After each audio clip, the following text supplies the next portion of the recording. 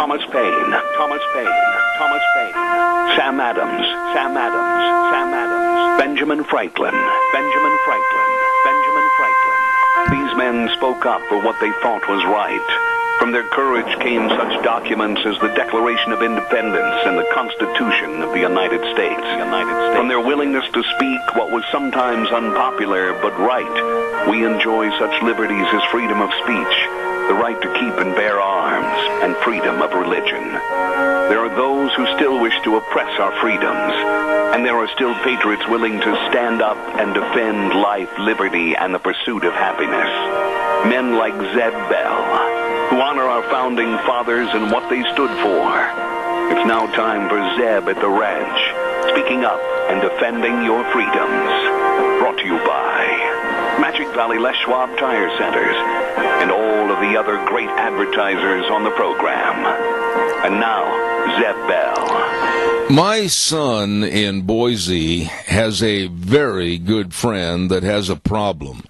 This friend of his has 2 tickets for the 2017 Super Bowl. Both are box seat tickets. And he paid $4,500 for each ticket. But he didn't realize last year when he bought the tickets it was going to be on the same day as his wedding. If you are interested, he is looking for someone to take his place. It's at the St. Joseph Church in Chicago at 3 p.m. Her name is Amanda. She's 5'2", about 120 pounds. She's a good cook, and she'll be the one in the white dress. Morning, everybody. Here comes Kate Smith, and God bless America, followed by a patriot with our Pledge of Allegiance. Morning, morning, morning.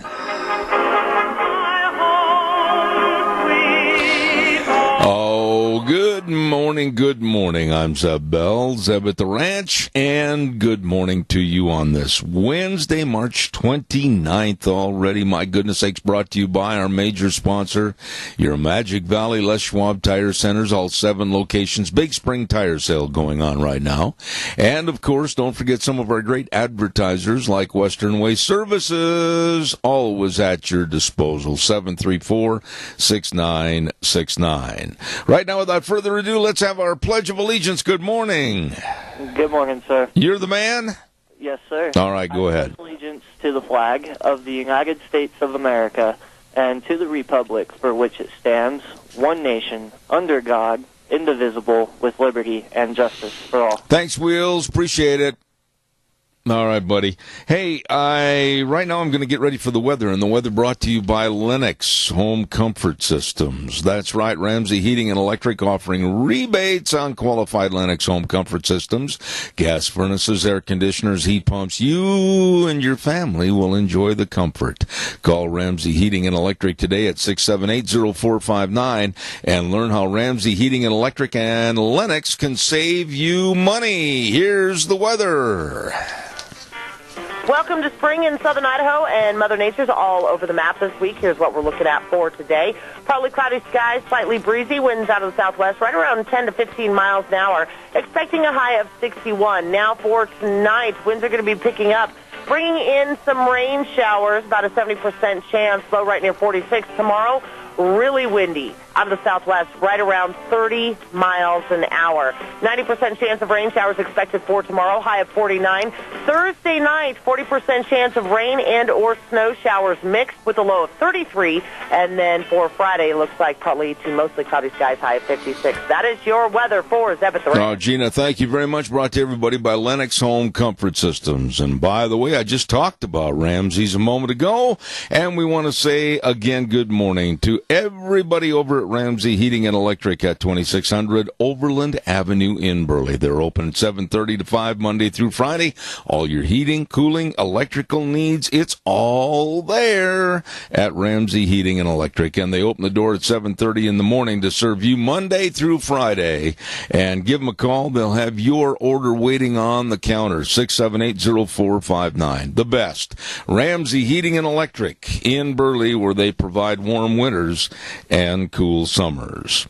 By the by, also, I want to remind you that later on this morning, we're going to do a feature of some of the great young millennials. We're not going to cuss all of them, because we've got some sharp ones right here in this area that are very, very career-minded, and we're going to have some of them on the air, including Thomas from Denny's Restaurant. That's right, America's Diner, 611 Overland and Burley, and 291 Pole Line Road in Twin Falls. And don't forget, they've got burgers. Oh, have they got delicious burgers. Bacon and cheese, avocado, double burgers, single burgers. You're going to love the burgers. You're going to love all the menu portions, like maybe breakfast, with the different buttermilk pancake breakfast, or maybe a delicious sizzling skillet meal. Whatever, it's always good at Denny's Restaurant, America's Diner, 611 North Overland in Burley. Now, I'm going to be having something special here in just a moment. A couple of minutes, we're going to have Fred Snook on from the Great Big Salmon Select Horse and Mule Sale up in Salmon, so stay tuned for that. And we got a bunch of changes on our log this morning as far as how we're going to do certain things, and I really welcome your phone calls at 436-2244, 1-866-927-4587. Quickly, I want to remind you, too, about Barry's Equipment and Rental. I've had a cough drop every now and then. That is the most sour-tasting cough drop I've ever had in my life. I throw them away. Anyway, Barry Equipment and Rental, sales, service, and parts, South Lincoln and Jerome, Addison Avenue West in Twin Falls, and 159 West Highway 30 in Burley. They have all the equipment to get the job done right. And I've been telling you about those Bobcat excavators, new and used. For sale or rent, they've got them all shapes and sizes, along with the Walker mowers. 0% interest for 48 months. Mow like the pros mow. All you have to do is stop in and see those great folks at Barry Equipment and Rental in Jerome, Twin Falls, and 159 West Highway 30 in Burley. I was going to say, too, the Final Four is all set to go for this weekend, and it's going to be exciting. We've got some teams that have never been there before, like South Carolina and Gonzaga. And I bet you if Gina's listening, and I wonder if she'd step up to the microphone. Wheels, we ought to find her after we do this interview in a couple minutes and get her on the line. How would that be, okay? He's gone. Okay. Anyhow, Gina went to Gonzaga University, and we'll have her talk about they are appearing in the Final Four for March Madness for the first time. Hey, Burley Physical Therapy and Rehabilitation, 1263 Bennett Avenue, Suite 2 in Burley. Don't forget, they can help you get back to being you. That's right. And they know that you're doing a lot of exercising outside this year. Not just for the sake of exercising, but you got all that yard work to do. You got all the raking to do. You got all the trimming and the picking up of all the dead limbs and everything. Oh, my goodness. You're going to be stretching those muscles and you're going to have aches and pains. Well, you get on in there and they can help you with all the different exercises and the hydrotherapy pool. My goodness, they are good. Helping you get back to being you. Number to call, 678-1191. Burley Physical Therapy and Rehabilitation. You get a hold of them today. Really, honestly, nice people. Let me check with my old buddy Wheels over at the main studio. Wheels, do we have the wonderful man from Salmon? And that's Fred Snook. Is he on the air?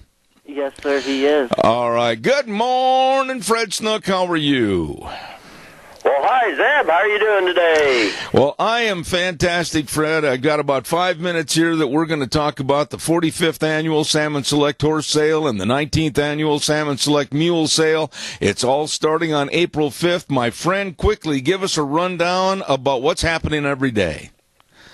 Okay, and Zeb, the big news is during the winter, our sale barn collapsed. Uh-oh. It was 100 feet wide by 252, and the snow load and a big wind right before Christmas totally destroyed the building. So what? This year we're under the big tent. It's Fred's big tent sale, and we've got a 60 by 240-foot tent coming in from Jackson Hole, then a second tent to house some of the horses. Okay. So that'll make things a little more interesting or different. Oh, I tell you what. It all kicks off on Wednesday, next Wednesday, we're starting with a Ty Evans Mulemanship Clinic. So that's a big event. He's a nationally known clinician. But then on Thursday, we really get to going, Ty's second day. Then we're having a ride through at 1 o'clock with a non-motorized, not a parade, just a ride through downtown Sam and get everybody involved with wagons and sale mules and horses, etc. Then Thursday at 5, the Idaho Outfitters and Guides Association have their Welcome to the Sale party, a big dinner there at the fairgrounds, and then they host the Idaho State Championship wolf howling competition. All right. And that's something to see, kids as young as 3 and 4 to adults and senior citizens. The mayor gets in on it, the sheriff, everyone. So that's quite an event. And then they have live music and some dancing there at the fairgrounds. Then Friday, everything, and we have about 50 or 60 vendors come in Thursday and set up. They have just a wide variety of all kinds of products and goods for sale from throughout the West, not just here in the Salmon area. So then Friday, we have the mounted shooting at 9. At 10, we have the Backcountry Horseman's Packing Clinic. Then also at 10 is Best in the Round Pen Mule Challenge, where each mule goes in and has 2 to 3 minutes to just do whatever they want. They're judged. We have a nice buckle to the winner, but those mule buyers can really see that individual mule and what that mule can or can't do. Okay. That's always a highlight. The ranch horse competition, we have 75 of our horses are entered in that ranch horse competition, the most ever. And that goes from 11 till about 3. They do a reining pattern. Then the horse sorts a yearling out of the herd there and does that cattle work with the yearling. Right. And then at the end, either ropes or circles it. And again, they're judged on that. Competing for $1,000 to the winner of that, and all the recognition that brings. Okay. So that's a lot of people really like to watch that ranch horse competition, especially if they're in the market for a good gelding or mare using horse. Right. And at 4 o'clock, then we have the mule packing competition during the day there.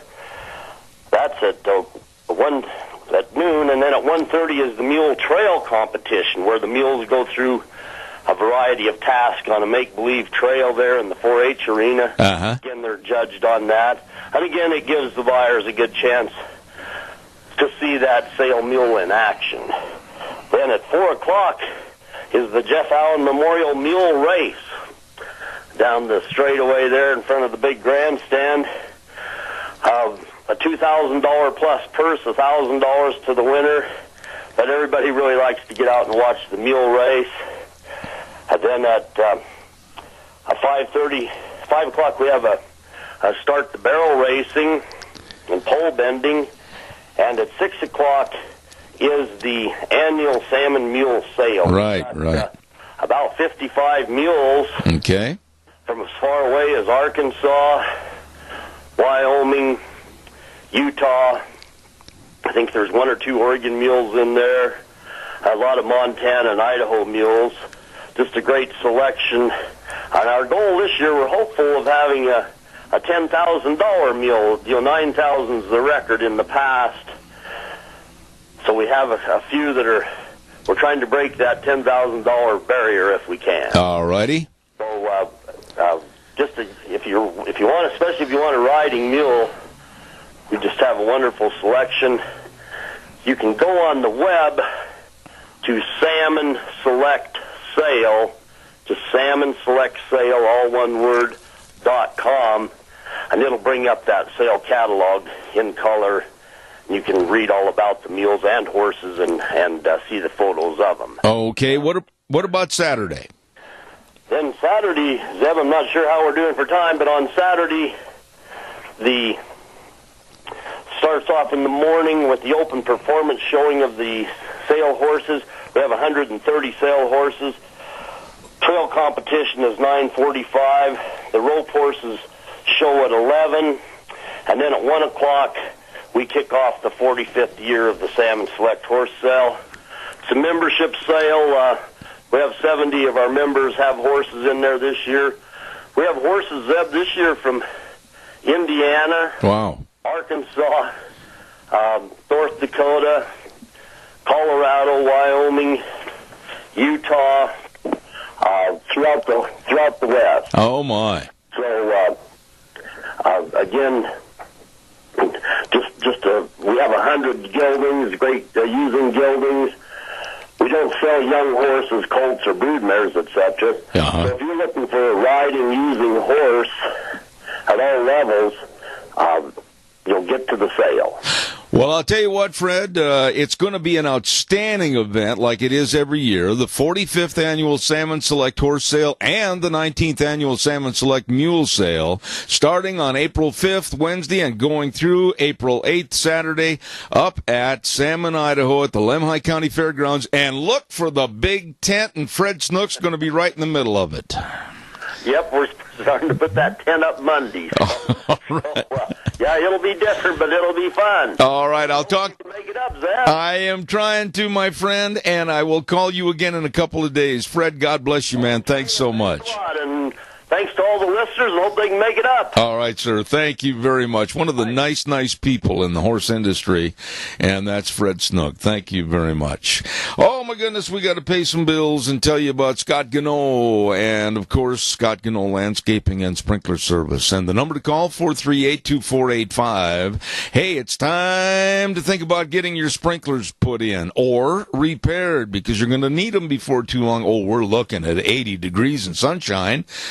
In maybe a couple of months. But anyway, don't forget, to get all your trees trimmed. Now's the time to have your fruit trees trimmed, and this crew can do the job for you. Scott Gano and Landscaping Sprinkler Service, 438-2485. You give him a call today.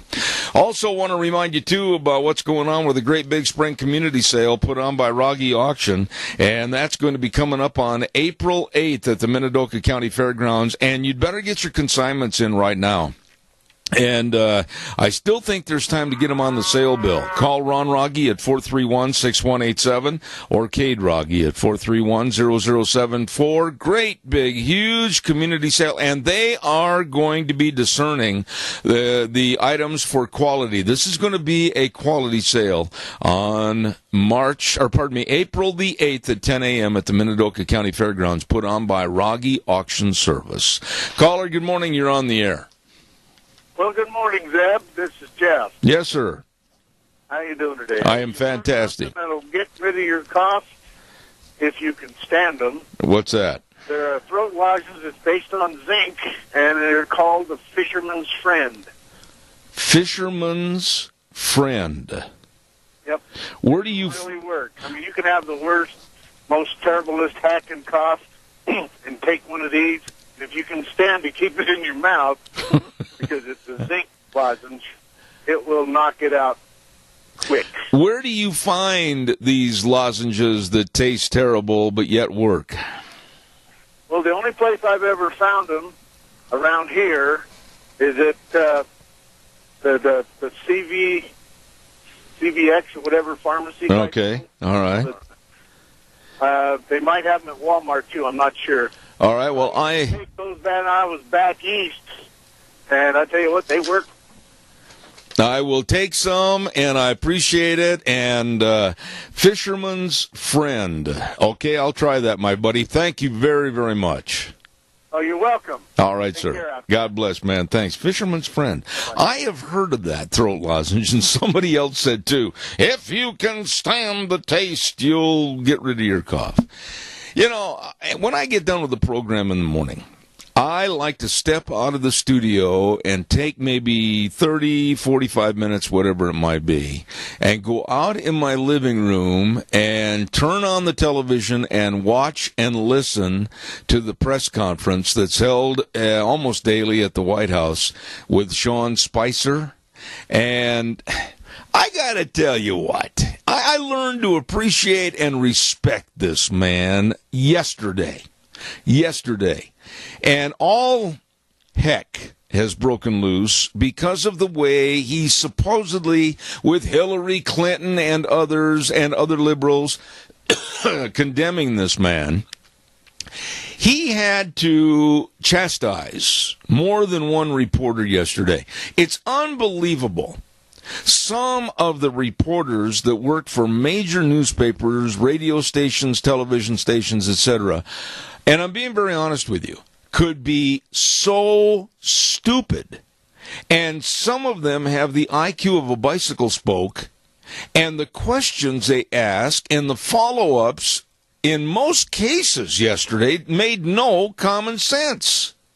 One woman reporter, and I got to tell you about her because it's created a firestorm.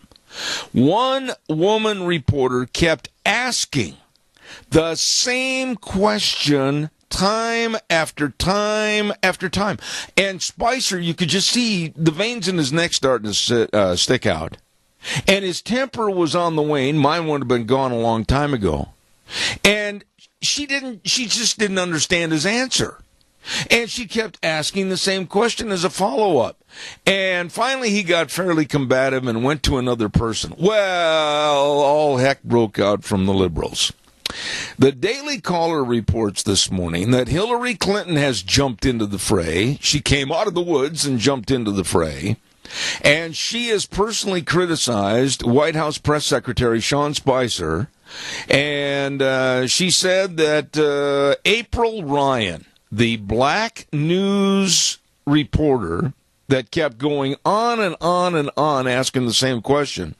This is what Hillary had to say about her. April Ryan is a respected journalist with unrivaled integrity, was trying to do her job yesterday afternoon in the White House press room, and she went on, and basically said that Spicer had treated her in a very unprofessional manner with racial undertones and this whole thing and indignity. That's not true. I sat there and I watched that press conference.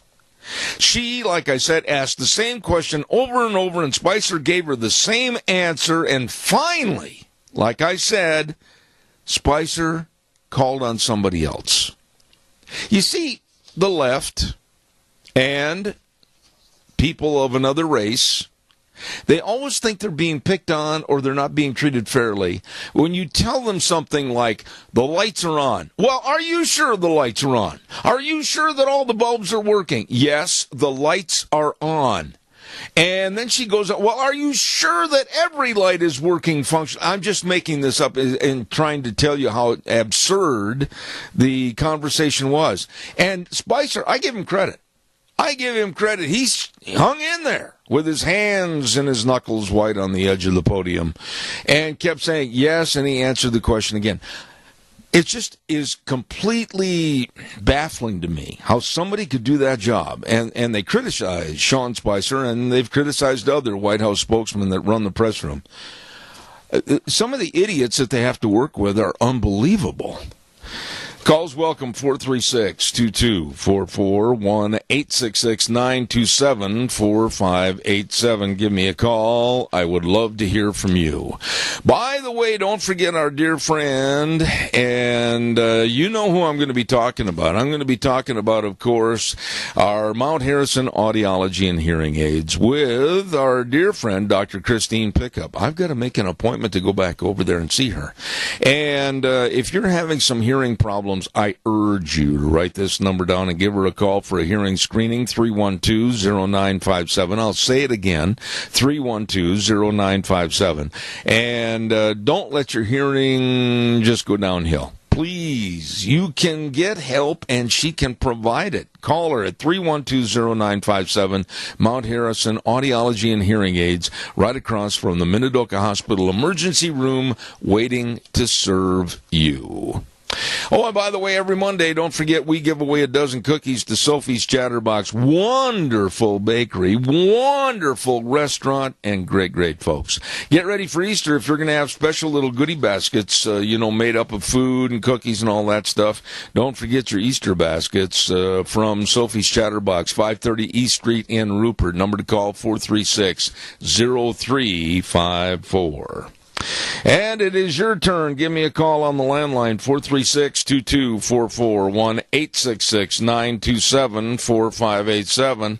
And I want to remind you, too, about a guy that I know is listening with his crew right now this morning. And, boy, with a day like this, sunshine, blue sky, they are working hard, and that's Magic Valley Irrigation. Hello, Jeff and your whole crew.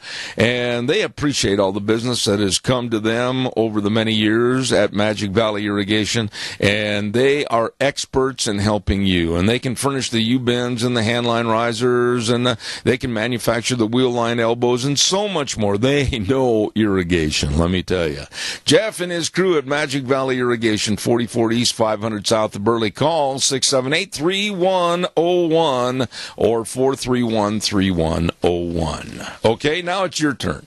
436-2244, 1-866-927-4587. Give me a call. What else have we got in the news here? This is unbelievable to me. It is absolutely unbelievable that elected officials that are supposed to stand up for the law and our Constitution, and they're not. Massachusetts State Representative Michelle Dubois. Never trust anybody with the name Dubois. Anyway, she is posting warnings. Listen to this. She's posting warnings to illegal aliens on her Facebook page, and she's letting these illegal aliens in our country that shouldn't be here illegally. She's telling them when immigration and customs enforcement raids are rumored to be taking place in the area. Now, chew on that for just a moment. So, let's regroup, class. Here is an elected official to represent the United States of America and her constituents that supposedly are citizens of the United States of America, but she's not helping her citizens of this country. She's aiding and abetting illegal aliens to escape the law. You know, I just don't understand the absurdity and the criminality of sanctuary cities, the likes of Bill de Blasio, mayor of New York, or Rahm Emanuel, Chicago, or the nincompoops that are out in San Francisco and around our country. And they're sending out notices saying, if you are undocumented, don't go out on the street. If there is a knock on your door at your house and you don't know who it is, don't open the door. And I ask you to be careful. And then she includes a phone number for illegal aliens to call if they are detained by Immigration Customs Enforcement officials. What do you think about this? The next time you get picked up for maybe speeding, the next time maybe you get picked up for maybe getting a parking ticket for parking illegally, are you just going to say, no, I'm not going to pay it and you can't enforce it because I'm a citizen of this country and I'm just not going to pay any attention to the law? Goodbye, get out of my way. Go away. And here we have elected officials, and I'm surprised more people aren't calling in on this. Massachusetts State Representative Michelle Dubois just basically saying, I don't care. I don't care what the law is. I'm going to step over the law. And instead of helping my legal citizens of this country, I'm going to aid and abet illegal aliens. I don't know. Folks, this is scary. What's happening in this country is really, really scary. Don't forget Minnecasia Sales and Zach. Zach was on our program yesterday, and I really want to thank him for taking the time at Minnecasia Sales. They sponsor Dr. History at 10:06 on Tuesday mornings. Caller, I'll be right there. Minnecasia Sales located at 1321 East Main Street in Burley, and they've got all your overhead doors. They've got all your interior doors. They've got all your windows. Hey, they've got that beautiful luxury vinyl planking. You better stop in and check it out today. And they can help send over contractors for the installation work. Minnecasia Sales in Burley, 878-2091. Caller, I'll be right there, I promise. I've just got to catch up a little bit. I got running a little late in that first half hour. Want to remind you about the great big Southern Idaho Women's Expo, April 13th at the Burley Best Western Inn. And get your tickets in advance over at the Chamber of Commerce. Tickets are $20 in advance, $30 at the door. And businesses, if you'd like to have a booth there, called 679-4793. Southern Idaho Women's Expo at the Burley Best Western Inn on April 13th. Don't you miss it. Caller, good morning. You're on the air. Yeah, good morning, Zeb. Yes, sir. You know, I'm curious about something. If you and I harbored a criminal, we would become accessories to his crime. Yep. Am I right? Yep. Okay, so you get all these guys, Rahm Emanuel and de Blasio, they're hiding all these people in there. Why aren't they arrested for harboring criminals? You know, Tony, if you're to ask me this question every day, every hour, every minute, I don't have an answer for you. I don't have an answer how as to the liberals can pick and choose the laws that they're going to abide by or live with, and the rest of us, like you said, if we're harboring a criminal or we have something that would lend assistance to a criminal, man, they're going to come after us, and we're going to be, like the old adage, in a heap of trouble, boy, and these people get away with it, and there's some of them, many of them, elected officials. I know there's no accountability anymore. You do what it feels good to do and walk away. Why do we pay? Why do we put the money out to have elected officials sit down and get the laws in order and pass bills of legislation that are to enact the laws? Why do we even bother with it when certain nincompoops like this woman, Michelle Dubois from Massachusetts, or Rahm Emanuel, or Bill de Blasio, and many others, they can just say, nope, not going to honor that law, I'm going to step over it. This is insane. Well, it's all coming from the White House. I mean, that's where the laws have to start to be enforced. And whether the people like it, these liberals like the laws to be enforced or not, that's tough.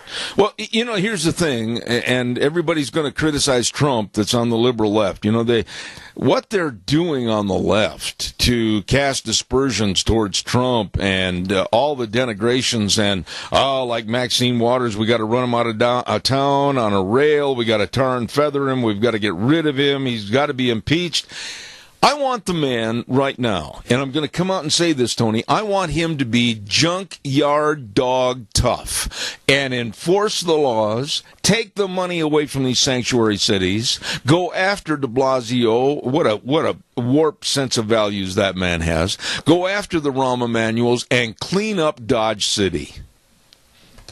Well, I think Trump is going to do that because I think the more you try to butt heads with him, the more determined he gets. And I think people are finding them out. That's why they're trying to throw so many roadblocks ahead of everything he's trying to do.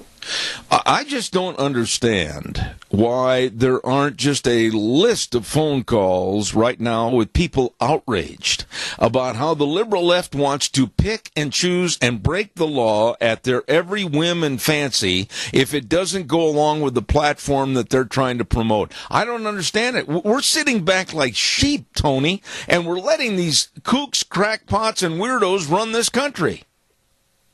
You know, everybody that voted for Trump should be on the radio shows just raising hell and let these people know that they're prepared to do something to get this problem we've got settled. If it's going to... Trump is going to be fighting all these roadblocks for the next 4 years, and that's what the Democrats have planned for him. I agree. Hit him up with trouble. This way you can't get anything done. I agree with you. I just do not understand. Have we become that lazy and that slovenly in taking care of the greatest country that God has ever let flourish on the face of the earth? Have we become that lazy that we're going to let the lawless and the lawbreakers take over? That's my question to you. Have we? Oh, yeah. That's happened.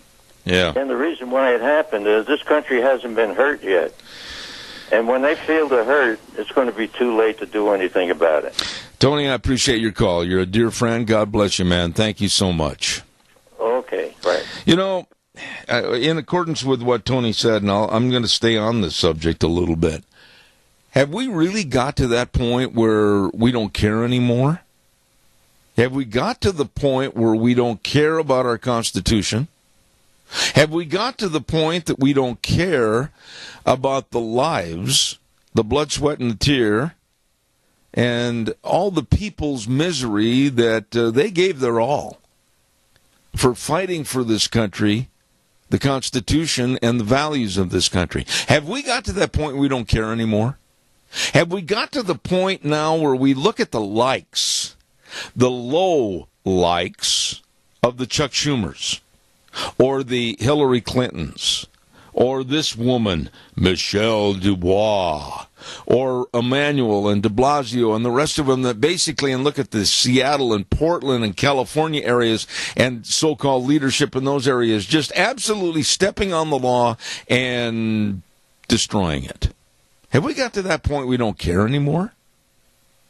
This would not have happened in this country 20 years ago. Heads would roll, you can bet on that. Caller, stay with me. I'll be right there. I want to remind everybody about Autumn Haven Assisted Living Center, 924 Christian Way in Rupert. Nice people.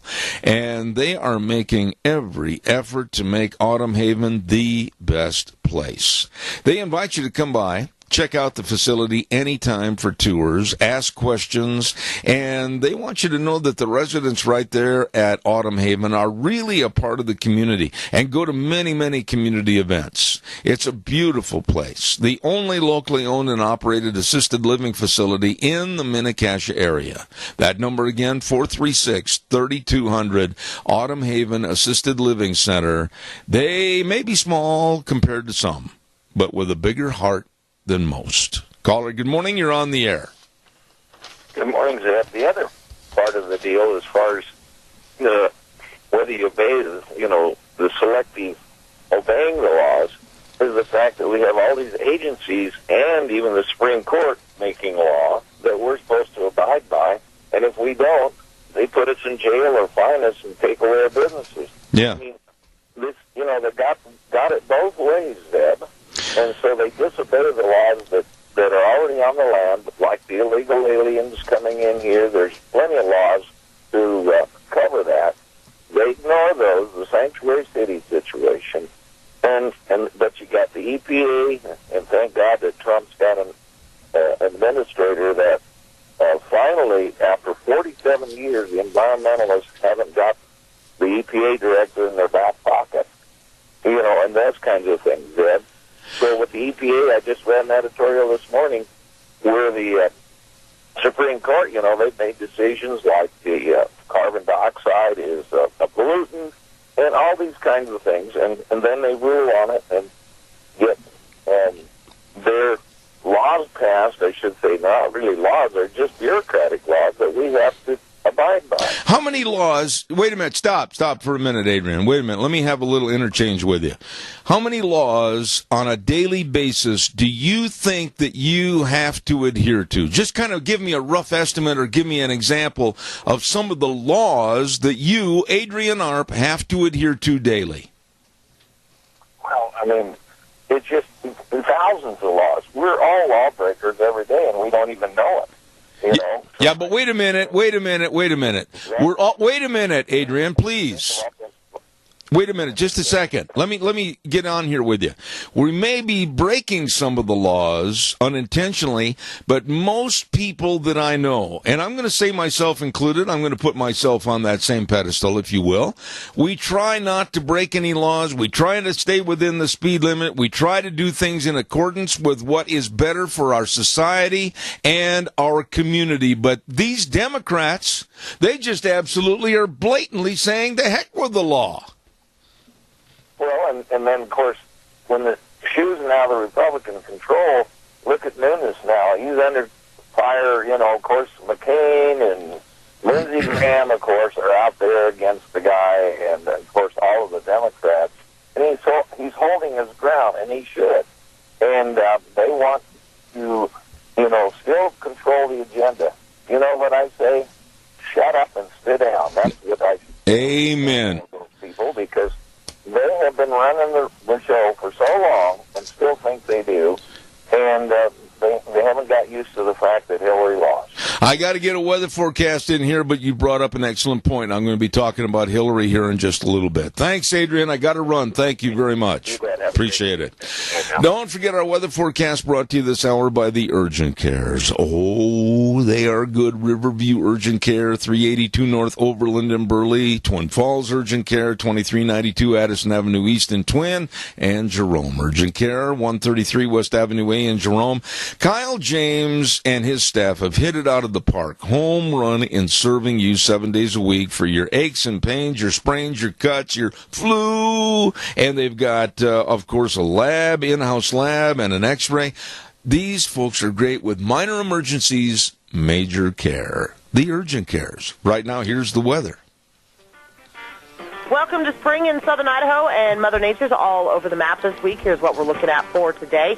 Partly cloudy skies, slightly breezy, winds out of the southwest, right around 10 to 15 miles an hour. Expecting a high of 61. Now for tonight, winds are going to be picking up, bringing in some rain showers, about a 70% chance, low right near 46 tomorrow. Really windy out of the southwest, right around 30 miles an hour. 90% chance of rain showers expected for tomorrow, high of 49. Thursday night, 40% chance of rain and or snow showers mixed with a low of 33. And then for Friday, it looks like partly to mostly cloudy skies, high of 56. That is your weather for Zeb at the Ranch. Ooh, kind of a tacky forecast right there. My goodness sakes, brought to you by the Urgent Cares. Riverview Urgent Care in Burley, Twin Falls Urgent Care, Twin Falls, and Jerome Urgent Care in Jerome. Minor emergencies, major care. Hey, by the way, real quick, and then I'll take some more of your phone calls. The annual March Madness sale is going on right now at Redder's Showcase, 2611 Overland in Burley. My goodness sakes, get in there. Super great bargains on appliances, furniture, Serta mattresses on sale. Woo, baby. 12 months, same as cash. Can't beat that deal. And coming up this Saturday, April 1st, be ready for the annual shootout. $5,000 worth of prizes. And you better get in the store and find out more about the shootout and sign up today at Redder's Showcase, 2611 Overland Avenue in Burley. You know, a moment ago, we were talking about Hillary Clinton and some of the ladies in the audience. There are some, and there's some guys that still carry the torch for Hillary. I hear about it every now and then. Oh, she would have been such a great president. Oh, yeah, right. But Hillary, she just absolutely doesn't realize that the general public does not want her. The American public does not want to see her, hear her, or have anything to do with her. She is a has-been. And she said yesterday she's come out of the woods. Oh, brother. She's come out of the woods, and she said, where I wished I was right now, and she said, and I think all my followers wish I was in the White House. No, Hillary, far from true. I don't want you even to get a ticket to go on a tour in the White House. And she said some things yesterday that just absolutely are going to stimulate the weirdos and the crackpots on the liberal left. You know, the millennials with their hair on fire and everything else. She said, we need to resist. We need to exist. And we need to persist to get her very possibly another run at the Oval Office. Oh, my. You know, Hillary, go get in the rocking chair. Have the grandkids gather around you, sitting on the floor, and read them a book, and then go take a nap. Please, go away. Calls welcome, 436-2244, 1-866-927-4587. You know, and Devin Nunes was mentioned, and I know a lot of you people, excuse me for the sore throat this morning, a lot of you people may not know the whole story about the Intelligence Committee Chairman, Devin Nunes, but I'm going to tell you what right now. I think the guy's handling this in a great situation. Caller, I'm coming. I'll be right there. He was walking down the halls of Congress the other day, and a reporter came up, stuck a microphone in his face, and this woman reporter said, well, are you going to recuse yourself, or are you going to resign? And he stopped, and he looked right at her in the eyes and said, why should I? Give me a reason. And because most reporters are bumblers, stumblers, she didn't have a reason. Yeah, okay, and she walked away. I like the guy. He said, why should I? Give me a reason. Caller, good morning. You're on the air. Good morning, Zeb. This deal with Hillary Clinton and a lot of the other of her ilk sound like they incite violence and incite problems, basically, you know, creating issues that don't need. Isn't there something about that, you know, isn't it against law to start problems when there is none to be had? Yeah, but violence, inciting insurrection, and such things like that. And why don't people take it seriously? It's if it was the shoe was on the other foot, and Trump was saying it about her, by golly, they'd take every last penny that guy had and throw him under the bus, and you know, throw him in a hole under the prison and bury it with concrete. They wouldn't give him a fighting chance in hell. But her, she gets away with it. I know it's because she's a leftist, and everybody, oh, poor leftist. But you know, it comes to a point when it's what's good for the goose has got to be good for the gander. Otherwise, it's not justice. It's not equal rights in any way, shape, or form. At all. Well, I agree with you. There's no question I agree with you. But you know whose fault it is that we have these problems? You know whose fault it is? It's yours, mine, your neighbors, your uncles, your aunts, everybody else, because we're not standing up and complaining about it. You know, and I often wondered, you hear the leftists throwing a fit, the snowflakes going on their little marches and what have you, and the troublemakers out protesting this, that, and the other. I'm 36, I'm fairly young, but if you can think of any time in your past that you can think of when the conservatives, the right side, protested or threw a fit or said enough's enough and stood up, you know, I don't recall any of that. I don't recall anybody on the right causing problems and burning cars and smashing in buildings or protesting and blocking streets, and I don't recall that. So who's the smarter and who's the wiser? I think you've answered your own question, Riley, and I appreciate it. God bless you. Thank you for your call this morning. Thank you much. Hey, by the way, don't forget Ramsey Heating and Electric offering rebates on qualified Lennox home comfort systems. Whether it's a gas furnace, air conditioner, or a heat pump, you and your family will enjoy the comfort. All you have to do is call Ramsey's at 678-0459 and learn how Ramsey Heating and Electric and Lennox can save you money. Next hour, we're going to have Dave Bego on the air from Indianapolis, Indiana. And then at 9:30, we are hoping, underline that word hoping and highlight it, that Senator Kelly Anthon's going to make it out of the Senate floor and be able to call us with kind of a wrap-up of the session. So we're going to see what's happening. And that's coming up next hour. Don't forget our friends at your Magic Valley Les Schwab Tire Centers. All 7 locations. Big spring tire sale going on right now. Holy cow, they've got so many tires on sale for your spring and summer driving. I mean, you should get in there today. And your Magic Valley Les Schwab Tire Centers with tires like the Eclipse tire. This is a neat passenger car tire, all-season traction, advanced tread design, and it's on sale now. Get in there, and along with the brake service and the front end alignments and the shocks and the struts and the batteries, but above all, the best in service. They care. Lane and Rupert, Dave on Blue Lakes and Twin, Mike and Buell, Mike and Jerome, the Twist family in Paul, Daniel on Poline in Twin Falls, and my buddy Randy on Overland in Burley, your Magic Valley Les Schwab Tire Centers. Wow. I've got a lot of things coming up. And then I want to remind you, at 10:06 this morning, we're going to be talking to some millennials that have really got their heads on straight. And their careers are in order, and they're great family people. And we're going to talk to some sharp young millennials that really, I think I'll say this without asking them first, they really have a lot of disdain for what others of their generation and age bracket are doing to hurt this country. We've got some good ones living right here, and we're going to have them on the air later on this morning. Take a break for the news. I'll be back in 7.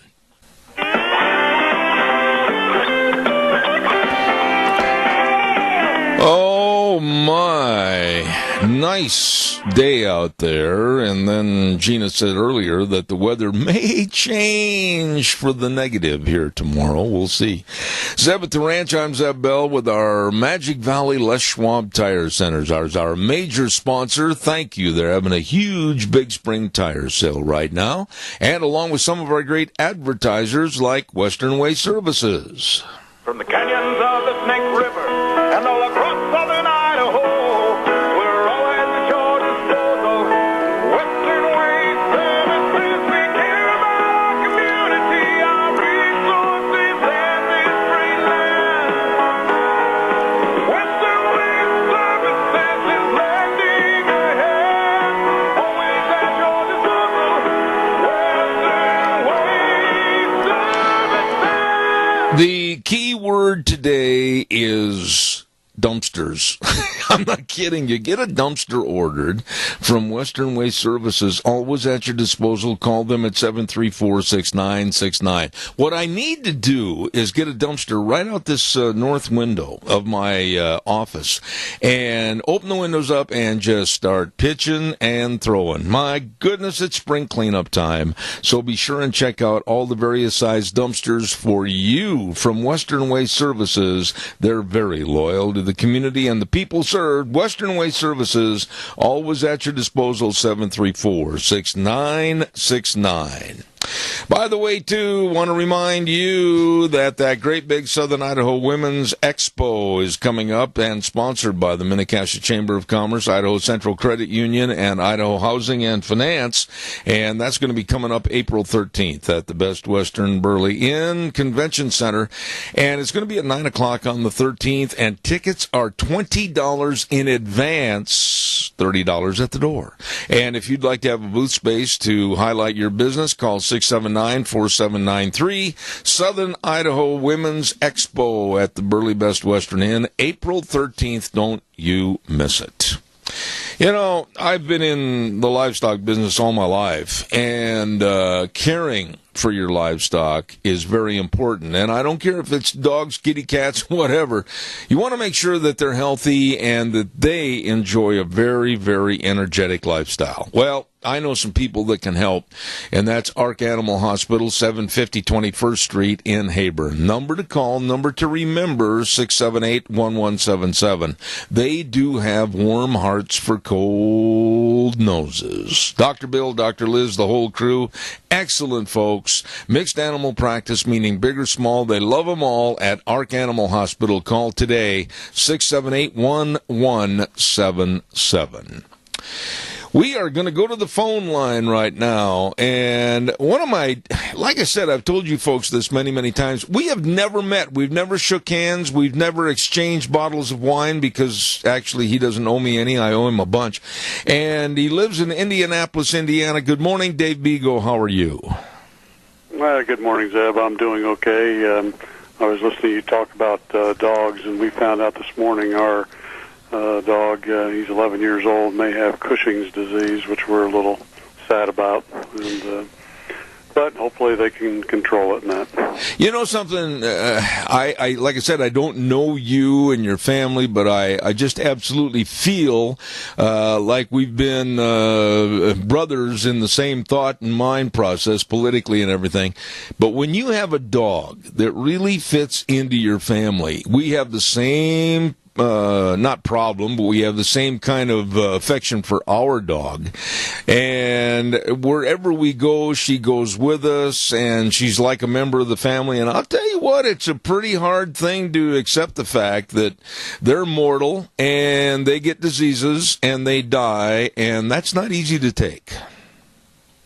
No, it's not. And he's a Lhasa-Poo. He's only about 12 pounds, but he's a smart dog and talented, and he's still very active in that. And he just has had some urinary problems, and they think that's maybe what it is. They're going to test him some more. We're hoping it's not that. It's something other that they can fix pretty close. But I've been reading on Cushing's disease, and they say most of the time it's not fatal or anything. They just have to take medication for it on a couple times a week. So, well, we wish it's nothing major. What's your dog's name, by the way? Shadow. Shadow. Okay, well, that takes us back to another era long, long ago when we were little kids.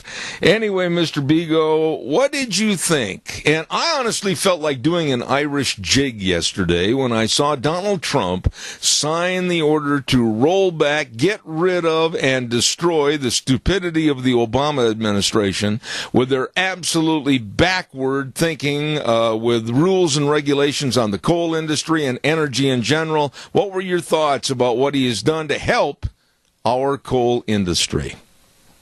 Well, I think it's great. And, here in Indiana, we that's hurt us because we have a thriving coal industry, and, of course, east of us in Virginia and West Virginia and Pennsylvania and places like that. And we need to get back to things and jobs that made us great in this country. And do we need to do things to control emissions and stuff like that? Absolutely. But does it contribute to this farce they call global warming? No. Dave, now help me on this a little bit. Aren't most of the coal industry and its workers, aren't they connected somehow to union leadership? Tell me a little bit about that background. Yeah, they are, but some of them, just like in other industries, in the auto industry and the service industry and medical industry, they're getting tired of the union bosses and their control tactics and things they do that cause trouble for companies, and also not using the union dues for the union members, instead using it for political purposes. And so you're seeing them, and I've seen articles where in some places the members have opted out of the union in that. And if the union bosses don't wake up and understand that, that's their own fault. They need to go look in the mirror. But they need to take care of the membership, not their own pocketbook and political agenda. It seems silly and almost totally ridiculous and hypocritical to me that if Donald Trump is going to be a friend to trying to have a restoration program for the coal industry and its workers, families, etc., you would think the union bosses would be standing out on the street corner waving signs saying, "Go Donald, go Donald." You would think they would act in favor of him.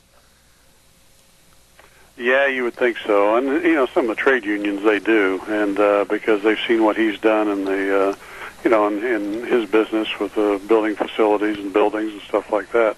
And it's been good for the trade unions. And I think it's just, some of these union bosses need to wake up. And but the problem is they've had a history of wanting to control things, and that's what they want to do. And, of course, right lockstep with them is the Democratic Party. Doesn't it seem to you, and we're both pretty close to the same age, don't you realize, like I do, that the last 8 years of Obama If you were going to pick and choose, well, here's something that we can hang our hat on. Here's something they can hang their hat on. Here's something else. But really, when you look at the last 8 years of Obama, with what he did with the EPA rules and regulations, the economy, driving it up to $20 trillion in debt, the world as far as a very insecure place because nobody respects us anymore, would you care to tell me, Mr. Bigo, really one positive that will remain because of Barack Obama? Well, Zeb, I think the one positive is that America's going to wake up. That what the Obama administration did was for their own agenda and for votes and for, trying to expand the Democratic Party. I think him going through and doing all these things, I think a lot of people are starting to step back and wake up. And we need to continue to educate him in that. And the fact that what he was doing was for his own political and financial gain and for that of the unions and the Democratic Party. And that's the one great thing that Obama did. I hope you understand, Mr. Bigo, that you had better look over your shoulder because it came out this morning. Yes, Hillary is out of the woods. And she is now making remarks like, I want everyone to persist. I want everybody to resist. I'm going to try to go back to the White House with your help. Oh, my goodness, doesn't that scare you to death?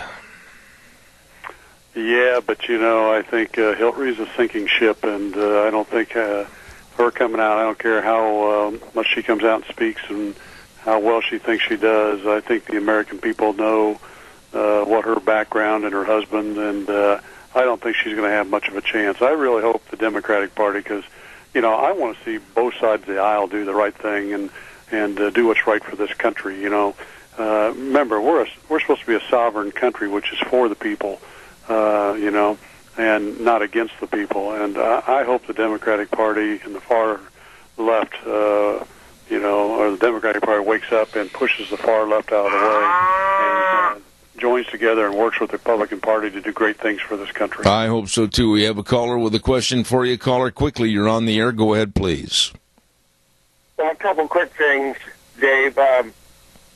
This disruption, this antagonism, this total negative attacks on Trump, the people that voted for Trump realized and knew what was going on, and more of them are seeing that he's trying to do the right thing, and he's being stopped, whether or not it's a rhino or the Democrats or the media. And you say to yourself, okay, what can he get done? And it's very frustrating. And then, of course, the Democrats don't have anything. They have no players to go on the field. They have nothing but fourth stringers. But I heard the other day that Tom Hanks, Will Smith, these people could make a run for the presidency, the next one. I'll hang up. Oh, my goodness. Dave, respond, please.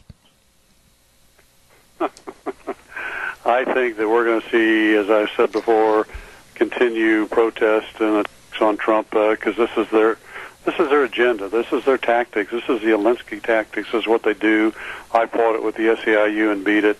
And, Trump's just going to have to continue to stand up and professionally expose them for who they are and what they're doing and, keep moving forward. And if he does that, I think he'll continue to get America on his side. And I don't think people like Tom Hanks or that down the road will have a chance because their rhetoric will, by that time, lose a lot of base with the American people as they wake up to the fact that, Hillary's rhetoric and Obama's rhetoric was all just misinformation and lies and stuff to brainwash people. It wasn't to help them. Can you imagine the advertising of his campaign if Tom Hanks were to run for president? I would look at him like, here comes Forrest Gump. Life is just a box of chocolates. I don't think he'd have too much of a real ripping good campaign. Do you? No, I don't think so at all. And, yeah, I mean, would he appeal to some people who are, love the Hollywood nature and stuff like that? Yeah, but I don't think across the country that a majority of Americans would view it too well. David, I'm really kind of upset about one issue I want you to spend some time on here this morning, and it's really the truth. You get up and go to your office. I, through the day, travel all over, and we abide by or try to do our best to abide by all the laws because we don't want to break the laws and eventually, hopefully not, get picked up by the police and suffer the consequences with a ticket and or whatever. So we should be a law-abiding society. But we have leadership, and I use that term loosely right now, like Bill de Blasio in New York City, the mayor, Rahm Emanuel in Chicago, all these kooks and crackpots on the West Coast, and including back on the East Coast again, a Massachusetts state representative by the name of Michelle Dubois that is helping illegal aliens, warning them when ICE officials are going to be in the area, and basically breaking the law. This is absolutely absurd. I've never heard of anything like this. Well, again, Zeb, and I'm sure your listeners get tired of hearing me saying this, this has nothing to do, again, it's like the union bosses coming out and trying to organize people and the members and saying, yeah, we're going to get you more pay and you're not going to have to work as hard and blah, blah, blah. They say all that stuff because they, not because they care about these people, because they want to unionize them and get their union dues for their own pocketbooks and agenda. The illegal aliens are the same thing for the Democratic Party and for the unions, to be honest with you. They want these people in here so they can use these people to gather votes during election times. I mean, we've talked about it. Harry Reid, the last time he got elected, it was because the SEIU and others got illegals to the polls and voted. It happened against Trump, and it's going to continue to happen. They're using these people as pawns. They could care less about these people. It's really a good way to put it. They're using these people as pawns to further their cause of absolutely turning America into nothing more than a leftist regime. But how do we stop this? It's easy for you and I to complain about it. But when you look at the millennials, not all of them, but many of them that are burning and destroying and not working and not contributing, and you look at that generation that's going to eventually evolve into possibly leadership of this nation, and you look at the leadership like de Blasio and Emanuel, and then this woman, this crackpot, Michelle Dubois, breaking laws intentionally that all of us as citizens should adhere to, that doesn't paint a very bright picture for the future of the greatest country ever in the world's history. Well, the positive side, though, Zeb, is that it's going to be a while before these people have an opportunity to get into office and that. And I think under the Trump administration, some of the things he's working on and, peeling back regulations and that, and he needs to peel back the entitlement programs because I can't tell you how many times I talk to people about it's so hard to find people that want to work these days. In fact, this morning we have a place I go, I don't know if you ever heard of Einstein Bagels or not, but I go over there and I get bagels for our people here at the office and for the people over at our plant across the street. And I was standing in line and there was this lady next to me, and we started talking and that, and she worked for an attorney, and she started complaining about, we can't even find people for our law firm, that want to work or even stay very long. And she says, it's driving us crazy. And I said, look, I've got 5 companies, and we see the same thing all across the country, and it's because of this entitlement nightmare. And she says, you're right on. She says, they would rather go out and get entitlements and apply for a job and not take it and get unemployment. Between that and the entitlement programs, they don't need to work. And we got to do things to put people back to work again and grow this country. And also at the same time, Zeb, control the illegal immigrants into this country who are reducing wages across the country and taking American jobs. You know, I'm trying to get Mike Rowe on my program in the next couple of weeks. You know Mike from the TV show Dirty Jobs. And Mike is one of these kind of people that absolutely, I agree with him and he agrees with me over the many years that we as a society really push college and university education at the risk of putting a lot of kids in those schools that had absolutely no business going there and spending the money, at the risk of our trade schools, plumbers, electricians, welders, whatever, that we really need a lot more of today. How do we go about, and I'm going to ask Mike the same question, how do we go about the mindset of changing America's attitude so that they want to work, they want to succeed, they want to have the American dream? What do we do? Well, I think we, number one, get rid of the entitlement programs, but number two is, you're exactly right. We need the trade schools to return and grow again, and, we've got to get out there and we've got to push that. But also, I think, some tax incentives for kids that move that way instead of into college would be very beneficial. And, let's go back to the Obama administration. He was always pushing, people need to go to college. We got to support people in college education. We need to give them money and tuition and stuff like that.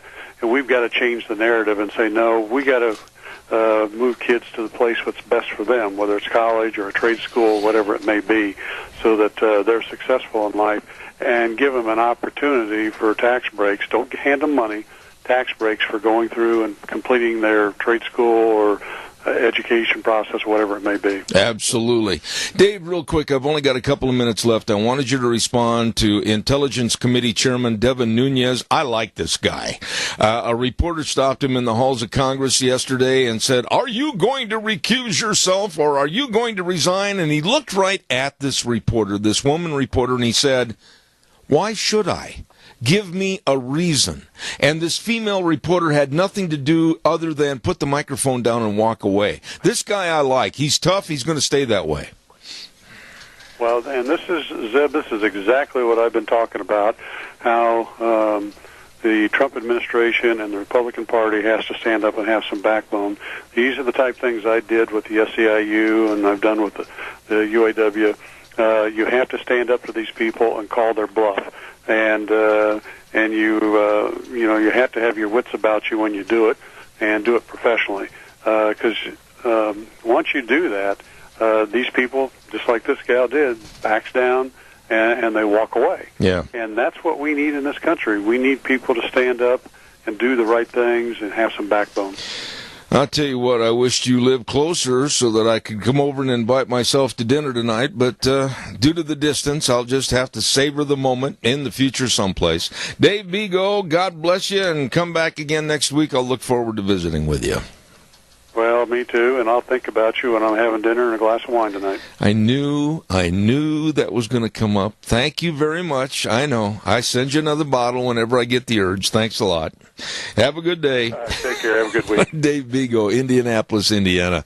Through some of my wagering with him, I've lost some wine, and I have paid some.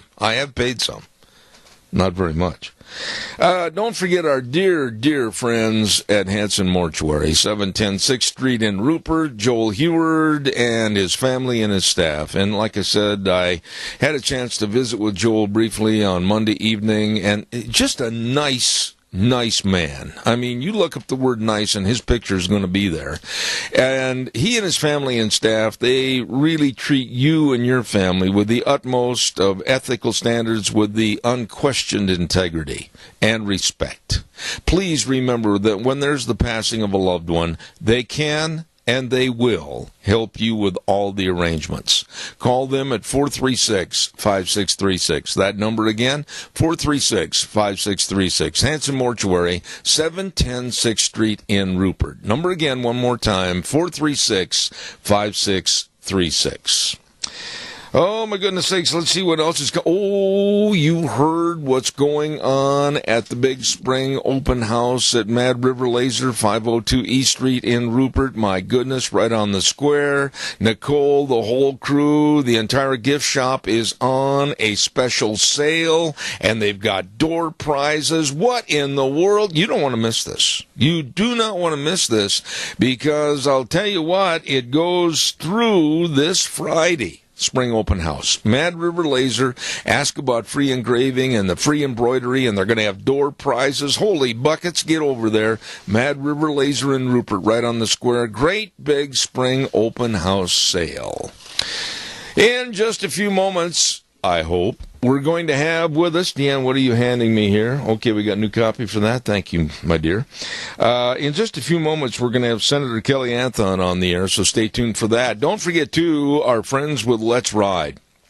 As a matter of fact, after I get done working my horse out this afternoon, I think Deanna and I are going to jump on the four-wheelers and take a little tour before the weather gets nasty in the next couple of days. Let's Ride, 270 Highway 24 between Rupert and the World. They're open Monday through Friday, 9 to 6, Saturdays, 9 to 4, and they've got all the brand-new ATVs, side-by-sides, dirt bikes. Oh, my, what a selection.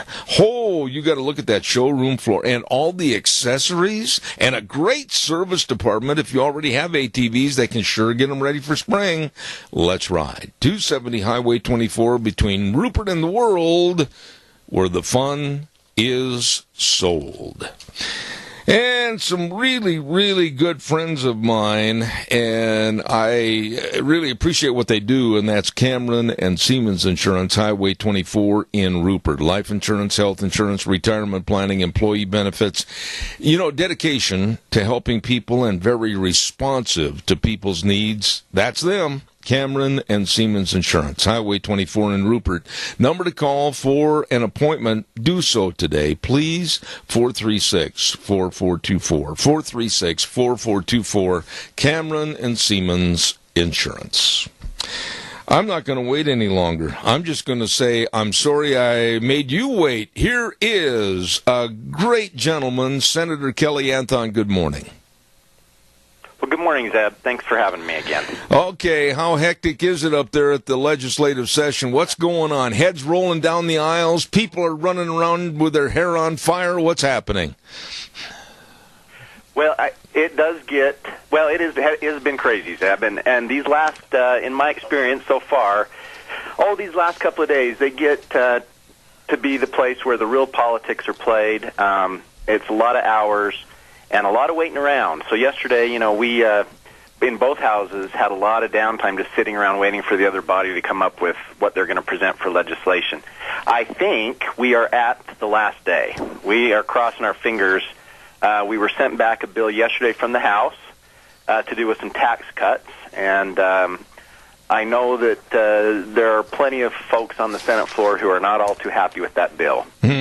So I think there's going to be some more work on that today, but hopefully we'll get out today. You know, the attitude in the legislative session, tell me if I'm wrong on this, but it's like you're going to check out of the hospital room, and the nurses and the doctors have all signed off on you, and you're sitting on the edge of the bed waiting patiently for the papers, the discharge papers, and you're getting nervous. You want to go. Your patience is at a level that you don't want to go there. And I would assume it's almost like looking at the end of the legislative session. You want out of there, and then somebody's got to clog up the works. Boy, that's a great analogy. And I know for me personally, on Friday I was ready to go home. But you can imagine, Zeb, that what happens is that when someone senses in the legislature that you're ready to go home, that might be the opportunity for them to try to rush a bill through. Yeah. And so you get some of that gamesmanship where when people understand that we're ready to go home, they think they can either make a quick run or they can use it as leverage to try to get you to get on board with their concept so that you can get out the door. You know, the bottom line is you don't want a legislature that stays in Boise too long. Last year I got to go to a meeting with a bunch of other legislators from other states, and boy, you get looking at some of those other states like California where you have the legislature in session all year long. and you start to figure out why things in California aren't as rosy as they used to be. Amen. You don't want us here in Boise very long, and so. But nonetheless, I appreciate there are some who also say, you're creating a false deadline. You're saying we have to go home by such and such a date, and you're using that also as leverage to kill bills and things like that. So it gets, like I said, it gets very political here at the end. But I think the honest truth is, bottom line, you don't want us here too long in Boise. Okay, we've got a caller with a question for you. Senator Kelly Anthon, caller, go ahead. You're on the air. Yeah, how come everybody there always thinks that they have to make a new law? How come nobody tries to remove any? All right, we'll have him answer that on the air. Kelly, go ahead. Sorry, Zeb. Yes, sir. That's a great question. It's funny because that was actually an argument presented on the Senate floor this year. And I think what would be informative, if you're ever interested, I'd be happy to sit down with you, sir. And when you go through some of these laws that are actually created during the course of the legislative session, you start to see that it's that often they are necessary, or that they are adjustments. Sometimes they're just little housekeeping bills. Because what blew me away is, I think what you're catching is that there are hundreds and hundreds of bills every year. Now, a lot of those bills are your appropriation bills, where we're just spending money that, as it comes in, and we're setting budgets, things like that. But I think you've got a point, and if you don't mind, Zeb, I'll talk a little bit about licensure. No, please, go ahead. An issue I really picked up on this year, and really went to battle on the floor over it. I think in Idaho we have to be asking ourselves, just how involved does the government need to be in our business? And when I say business, I mean our life generally, but I also mean our business. I'm talking about making money and doing the things we got to do in Idaho to raise a family. And I think that with government, there's an inclination for it to grow on its own, and to become, I call it empire building. I think if you're not careful, and if someone's not pulling on the reins, you're going to have your government departments, even in Idaho, even on a local level, even in your cities and your counties, they'll become bigger than they need to be. And they'll assert themselves more and more in your life until you put a stop to it. And so when I bring up licensure, that's one that I've really paid attention to, because what that is, when you think about licensing in the state of Idaho, it is, you can't work unless we give you permission to work. You can't work the way you want to work unless you do it the way we tell you to do it. And so I think as Idahoans, there is a place for licensure. I really do. But I think we got to be careful to keep the reins in hand, because we don't want every single profession in every single way completely controlled by licensing. And the way I've thought about it is, if someone is practicing a profession or a business in Idaho, and they affect either someone's health and safety, or maybe someone's property rights, or maybe even their constitutional rights, and the public relies on that profession, then I think maybe some licensing is in order. Let me give you an example. If I take my child to the doctor for surgery, I'm going in there to lay my child on the bed to an anesthesiologist. Right. I don't want to have to check the guy's background. I don't want to see his resume, and I don't want to. I want to make sure that, but I do want to make sure that whatever he's going to do to my child, he knows what he's doing. And licensure gives us a little bit of that, in that the state says to the anesthesiologist, you're not coming to the state of Idaho to put a child under for surgery unless you prove to us that you've got the school, an accredited school, you've passed the tests, you've done the extra hours every year that you need to keep up on the practice, and you've certified with our board, and you're subject to our review and those kinds of things. Then when I go into the surgeon, he's got a license, the hospital's checked that license, I have a certain confidence level in that work. And that's pretty valuable when you're putting your child's life on the line. Absolutely. If you were to tell me that somebody in Idaho needed a license to operate a shovel, I'd say hooey. And so there's the spectrum, and I think we have to be ever vigilant about the state not trying to control the shovel. And so that's kind of a concept, and I think it goes back to this gentleman's question, which is, we need to be thinking about just how many laws the state needs to be generating, and are they really necessary, or are they laws for law's sake? And so, no, I appreciate that. I think if you ever wanted to, sir, and I really do mean this, I'll sit down with you and go through the laws that I voted for and explain why I did that. I'd be happy to. All right, Kelly, let me ask you this. Of the issues that were maybe put at the bottom of the pile or were passed over, here we are in the 11th hour of the legislative session. What are you concerned with that may come up and force you to stay longer in Boise? I mean, what issues might come around the corner and bite you? It's taxes, Zeb. It is taxes that are at play right now. And, it was a funny session this year because when we came to Boise, we hadn't had flooding yet.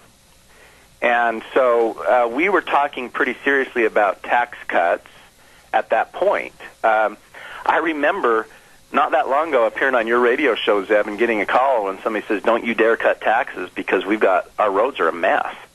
And anybody who lives in the Magic Valley, or especially Minnecaja, you drive around. You drive down Overland, or Main Street, I'm thinking of in Burley. You drive through a night on Rupert. You drive, we had over 70 miles underwater in Minidoka County. You drive the roads, and you see it. Mm-hmm. And so the tax cuts that were being offered at that time were income tax cuts that would have amounted to about, anywhere between $30 and $50 a year to Idaho taxpayer. And the overwhelming feedback I got from Minnecaja was, don't cut taxes if the roads are going to have potholes like they do. And so that's been a pretty big issue. And what you also realize, Evan, we've talked about this, is not everybody comes from the same district that I do when they get to the legislature. There's quite an array of different needs and thoughts and priorities when you get out to the Senate floor. So then it becomes a question of what taxes you do cut. Now, here's the thing, Zeb, and your listeners will get this. You have your fat years and you have your lean years. And I always think of all my work on farm budgets over the years. Mm-hmm. But when you have a fat year, it behooves you to put some of that money in the bank and get ready for the next year. Because I guarantee you won't have always 5 good fat years in a row. And that happens on the state level, too, because our state government responds to our number one revenue source, and that's agriculture. Right. And what we know about agriculture right now is that there's some low commodity prices. There's some real struggle. So the point is, when you look at taxes, you have to be smart, and you don't look at a year at a time. And just because you have a surplus one year doesn't mean you go and you rush back to give it $50 back to everybody so you can be the hero in your home district. You got to be thinking about the long-term road needs you have, the long-term infrastructure needs you're going to have, and if you build a new road, you're going to have to maintain that road. So there's a lot of the other thing about road law, while I'm on it, Zeb, is Idaho is a large geographic area, mm-hmm. and we have a smaller population than many, many states, and those people pay taxes. And so what you're trying to do is take taxes from a smaller group of people and spread them out over a very large road system. And you want to do it fairly, and you don't want to gouge people. And so you need to be smart so that when you have those fat years, you don't set yourself up so that 2 years down the road you have to raise everybody's gas taxes. Big topic there, Zeb. Let me ask you this. The issue that's still stewing in the legislature. I thought you handled that very, very well, but now I'm going to ask a question that may be a little naive in its substance, but when you sit down and look at the devastation that has occurred in your area, the entirety of southern Idaho, with a total wreck of the roads, Highway 30 is a bombed-out war zone, how do you allocate the funds? How do you discern which areas are going to go first? How do you set it up with the Department of Transportation or highway districts? Here's X amount of dollars. That's all you get for this area. I mean, that in itself is quite a quarterback issue, isn't it? I mean, how do you call the play as to who gets started when and where? Oh, Zeb, you know it is. And you know that that if you were to allow the legislature to hash that out and then you involve the politics in it, that's not going to be a good process, because the fact of the matter is you're going to get out in some of these rural areas that might only have one senator, and they're going to have the most road need. But if you make it such a strictly political process, that's a loser. So there are a number of different mechanisms to do that, Zeb. Now, yesterday, the House approved a Senate bill that allotted $52 million for emergency road repair. $52 million seems like a whole heap of money. Sure is to me, but I'll tell you what, it's not going to go. I mean, I think City of Twin Falls has, I think they told me $5 million worth of road repairs right now. I know City of Rupert is pushing, depending on how you look at the underground work and such, we could be pushing $5 million pretty easy. Right. And so there's two towns that if you did everything, you're $10 million in, and the state's giving us $50 million. Burley, same situation. You go to your county highway districts, and then you look at the freeway going through Minidoka County, and you have a lane closed because the pothole is so bad that it's going to ruin cars and kill people. Yeah. And you haven't even talked about northern Idaho yet, which is an utter train wreck. Yes. So the $52 million, big deal. It's a very important bill. So happy it passed, but I have my concerns that we are not yet quite done. Now, the other transportation bill that passed yesterday is a much larger, more of a construction-oriented bill. It's $320-some-odd million, much of which is Garvey funding, which I know a lot of people don't like. But it's more built towards trying to fix the problems, a lot of which are in Treasure Valley, in trying to get people to and from Caldwell, Nampa, and Boise. But those are important to everybody. I want to say this, Zeb. We can't begrudge, and this goes to your point before, Zeb, you can't begrudge spending money in Treasure Valley on the freeway. And I'll tell you why, because for our businesses in Magic Valley, the cheese makers, whatever it is, that road becomes pretty critical. We have to maintain the entire infrastructure system, especially on those freeways, for business purposes. That's a very important thing. So it depends on the source of money you're talking about, Zeb. There are different mechanisms and different agencies that will divvy that money out based on need. The other thing is on the road flooding, you have the federal government now involved through FEMA, and they've been coming around checking all the roads. They've been in Magic Valley as well, so they're going to prioritize things and determine what they'll pay. Let me throw this at you, and Kelly, please pardon me if I'm jumping into an area that you don't want to take the time to discuss this morning, but it's prevalent to me that I want to ask this question, and I think a lot of my listeners. It's great that we are going to try to resurface these roads, rebuild these roads, and try to create a better infrastructure, but the caveat is we could have the same circumstances prevail themselves next winter with another bad winter, a lot of moisture, and with these extremely heavy trucks. I'm going to come right out and say I'm going to push for lighter weight trucks on these roads because Highway 30 is a good example, absolutely fell apart with these heavy trucks. Well, Zeb, hopefully I'm not speaking out of turn on this. I've tried to study this issue a little bit, and Zeb, you probably know more about it, and I'm sure your listeners do. I'm trying to get really educated about this issue because I think that there is an issue with weight, but I think it's also the distribution of that weight. So it gets a little more nuanced. If I take 100,000 pounds and I put it on a spot the size of a penny, it might drill a hole all the way to China. But if I take that same weight and spread it out over the size of the state of Idaho, and you don't even feel it on the ground. So, in other words, if you take a 129,000-pound truck and trailer and you spread it out over the right number of axles, it may have arguably less of an impact on the road as an older truck that's carrying that weight on a less number of axles. And so, as we look at the road issues, Zeb, and this is an issue that we've addressed in Rupert. Some people are familiar. We've reconstructed A Street over there. That was built to a standard by which you could take 129,000 pounds. Now, again, we need to be smart about that because it's not just 129,000 pounds. It's how you distribute that weight on a truck. Because when you come to a stop with 129,000 pounds, you're going to be pushing some pavement. Mm-hmm. So you're right, Zeb. It's a big issue. But I think we also. The other issue, Zeb, just so you know, on the truck weight, is as best we can on an interstate system, we need to be talking to our sister states.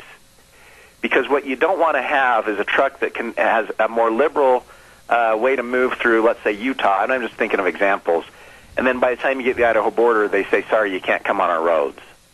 So there's got to be some real thinking here, and again, weight's an issue, but I think also how you distribute weight is an issue, and so... but otherwise, you're right. You're going to fix a road, and it's going to be gone the next year. Absolutely. We have time for one more caller. Caller, quickly, you're on the air. Hi, Zeb. Hi, Kelly. Linda Price. How are you? Oh, Linda, I'm so good. I'm so glad to hear you. How are you? When are you going to run Good, for governor?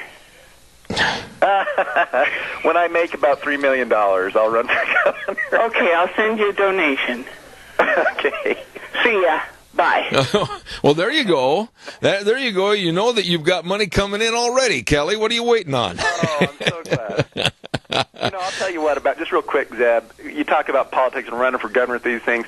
It is not for the faint of heart. And it's funny, I hope she won't mind me saying this, but when I got put in the Senate, Sarah Bedke called me, I think the next day, and she said, Kelly, I'm just calling to tell you you're going to lose money.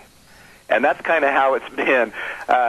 Some people who know me, I used to practice law, then I went to the city of Rupert. Now I've gone at least this part-time help with the city of Rupert working in the legislature.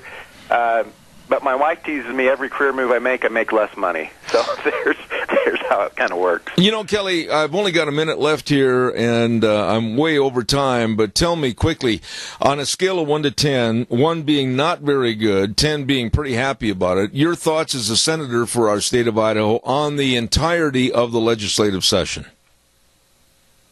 I think the legislative session was a little bit odd to me this year, Zeb, to be honest with you. I'd give it a 7. I think that there was a lot of churning and not a lot of really great pieces of legislation. I'm going to point out. I'm going to be making presentations in the next couple months. I'll point out the highlights. There are some great highlights, and I think addressing some of these road issues now, in light of the terrible circumstance we're in, is important. But it was an odd year to me. I think that the state, however, as a whole, is doing amazing. And I really mean that. I think we have the #1 job growth in the United States. My biggest fear is not so much that Idaho's not moving forward. It's that we've got to move forward in a smart way. And I know that your listeners feel the same way. We don't want growth for growth's sake. We want to keep the communities we love, and we don't want to become California. I hate to be, I'm not trying to rip on California, but we like our way of life.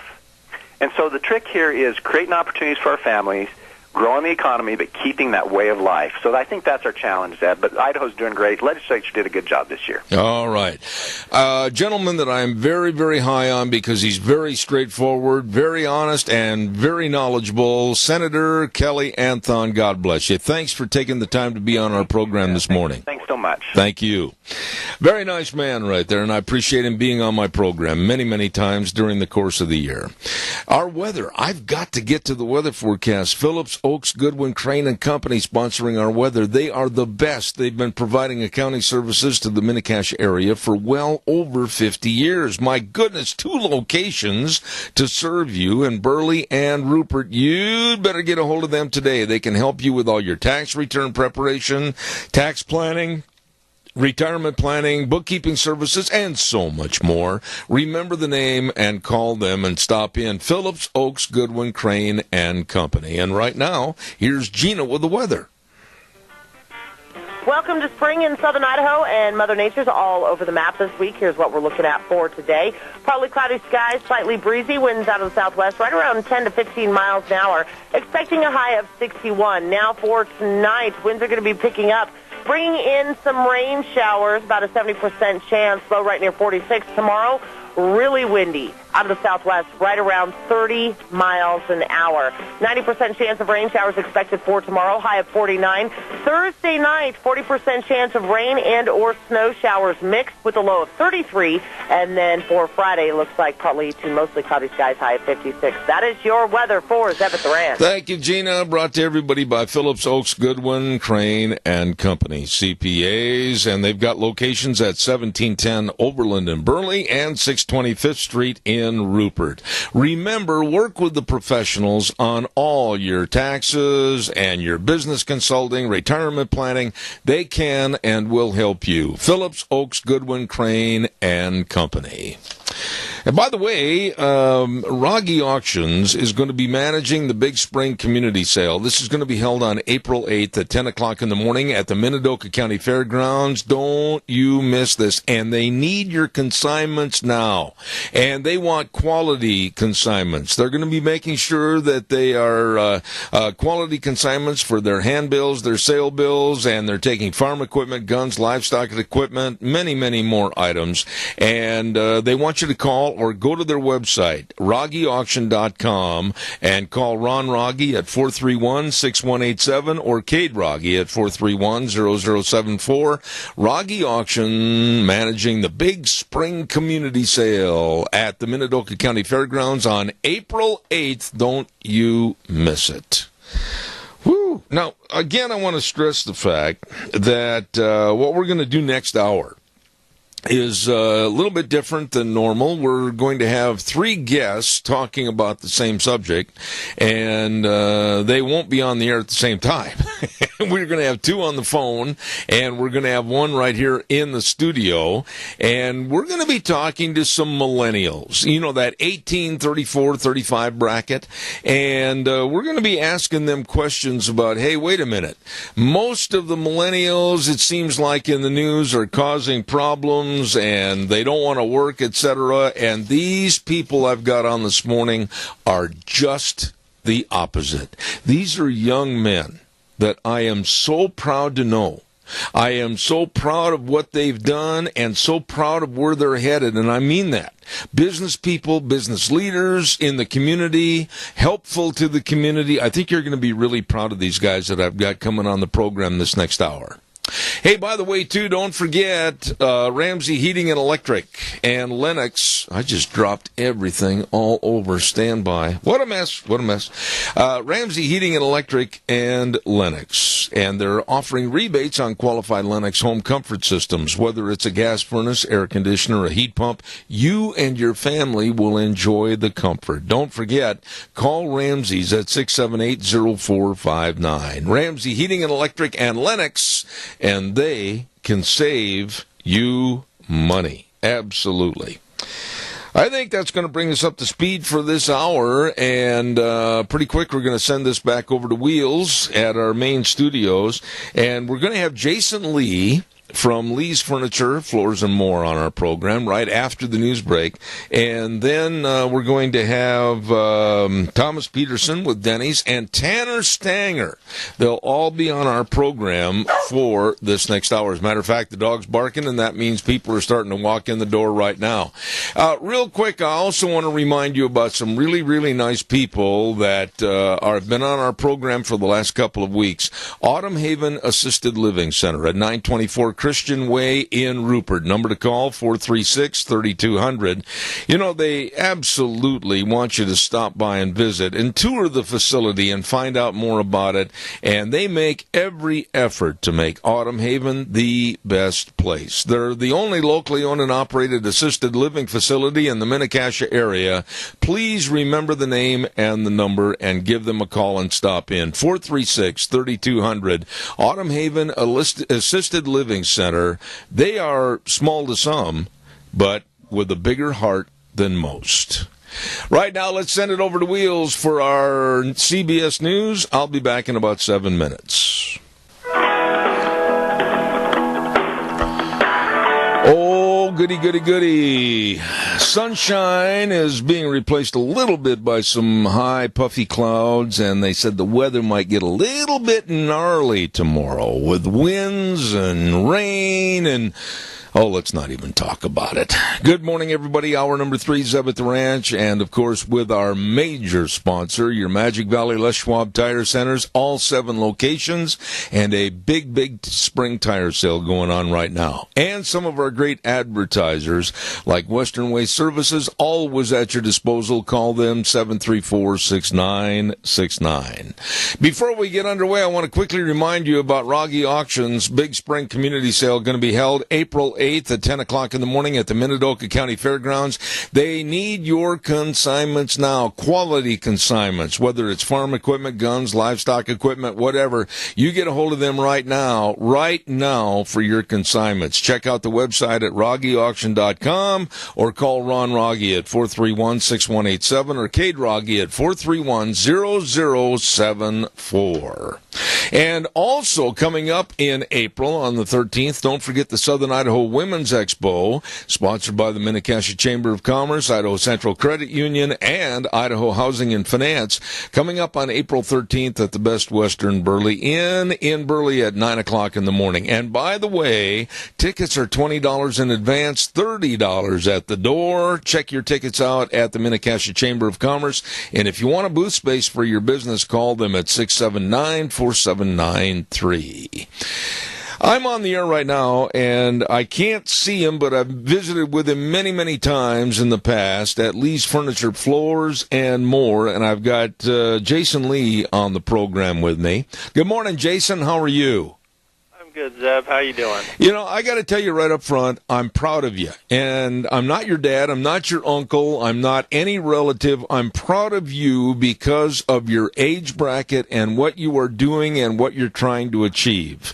You're in the millennial age bracket, which today is being criticized, and quite frankly, I think rightfully so, because a lot of your age bracket expects everything handed to them. They expect our generation to just basically have been the provider for you. But I don't think you feel that way, do you?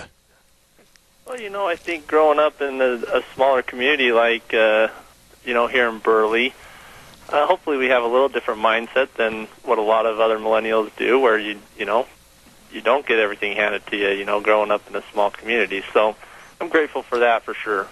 Tell me a little bit about your family background. I know your dad very well and everything, and I don't think, from all the years that I've had a chance to visit with him, he ever was just going to hand you a silver spoon and say, okay, I'm done working, you take it, and you don't have to do anything. Absolutely not. My grandpa started the store, back in 1945, so I'm a third-generation family business here, and, just started at a young age, whether it was sweeping floors or doing whatever my dad needed me to do, even at the store. And then obviously, coming back from college, went to college, got a degree, came back, and took on more of managerial positions and things of that nature to start running the business side of things. And so, but it started sweeping floors and vacuuming and cleaning bathrooms. So, yeah, that's what we did after school. Just you look at it, I think, more as an opportunity that my dad had a business that I could go and work at, even at a young age. Right. Starting real young, 8, 9, 10. Start sweeping. So. Definitely grateful for those opportunities to do that. Jason, why is it, and I had a millennial on my program last week, and all he could do is he used me as the figurehead. He said, I blame you because we went to college and spent a lot of money on tuitions, and we came out and we were expecting six-figure-a-year jobs, and you didn't provide them. It was always the blame for somebody else. Why is it that you think that other members of your generation, the millennial generation, why do they have to blame everybody for their shortcomings? I don't know. I think that's just a mindset that maybe some people have, and, we hope that not everybody has that. I kind of like to look at it the other way. We have a lot of opportunities because of the people who came before us and the things that they did. And, whether we jump on those opportunities and work and try and grow and make that for ourselves, I look at my situation here at Lee's Furniture, and, this opportunity wouldn't be here if it wasn't for my grandpa and for my dad.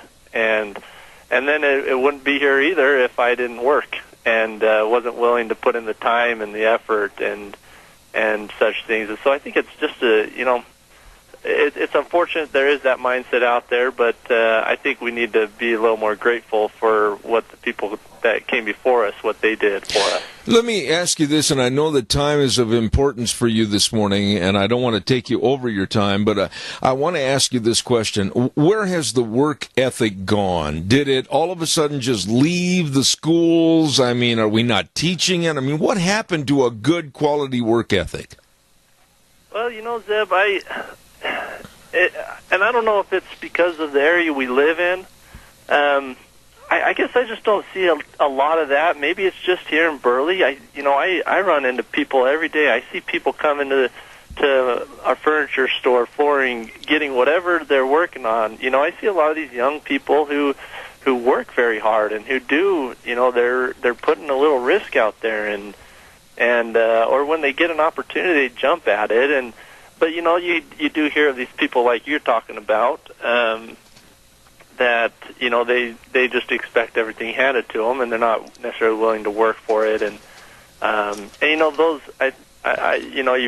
you feel sorry for those people because an opportunity is going to come their way, and they're not probably going to jump on it because they're not willing to put in the effort to do so. And so, I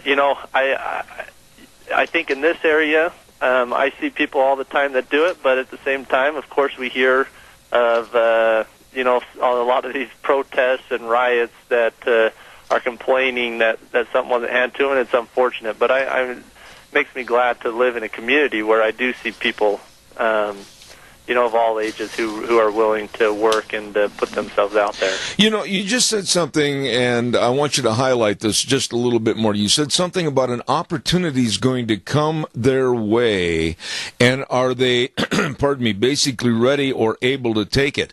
This is my question then. With these people that are sitting on street corners, basically with a matchstick in their hand, if things don't go just the way they want to burn, they want to say, gimme, gimme. How do we change the mindset? That's my big question for this morning.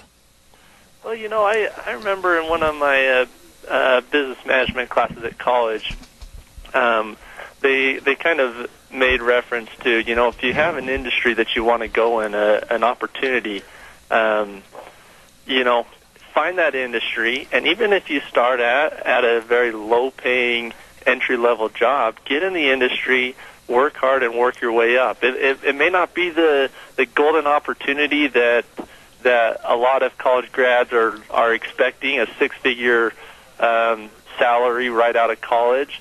Take that low-income opportunity and then make something happen and go for it. Give it a, you get in a business. You may be low entry, but then guess what? You're working with managers. You're working with CEOs. You see them. They're going to get to know you, and that's going to give you so much more of an opportunity to grow in a business. And so the opportunities may not seem like the greatest thing right at first, but when they come, rather than complain that you're not making six figures, jump at it. Absolutely.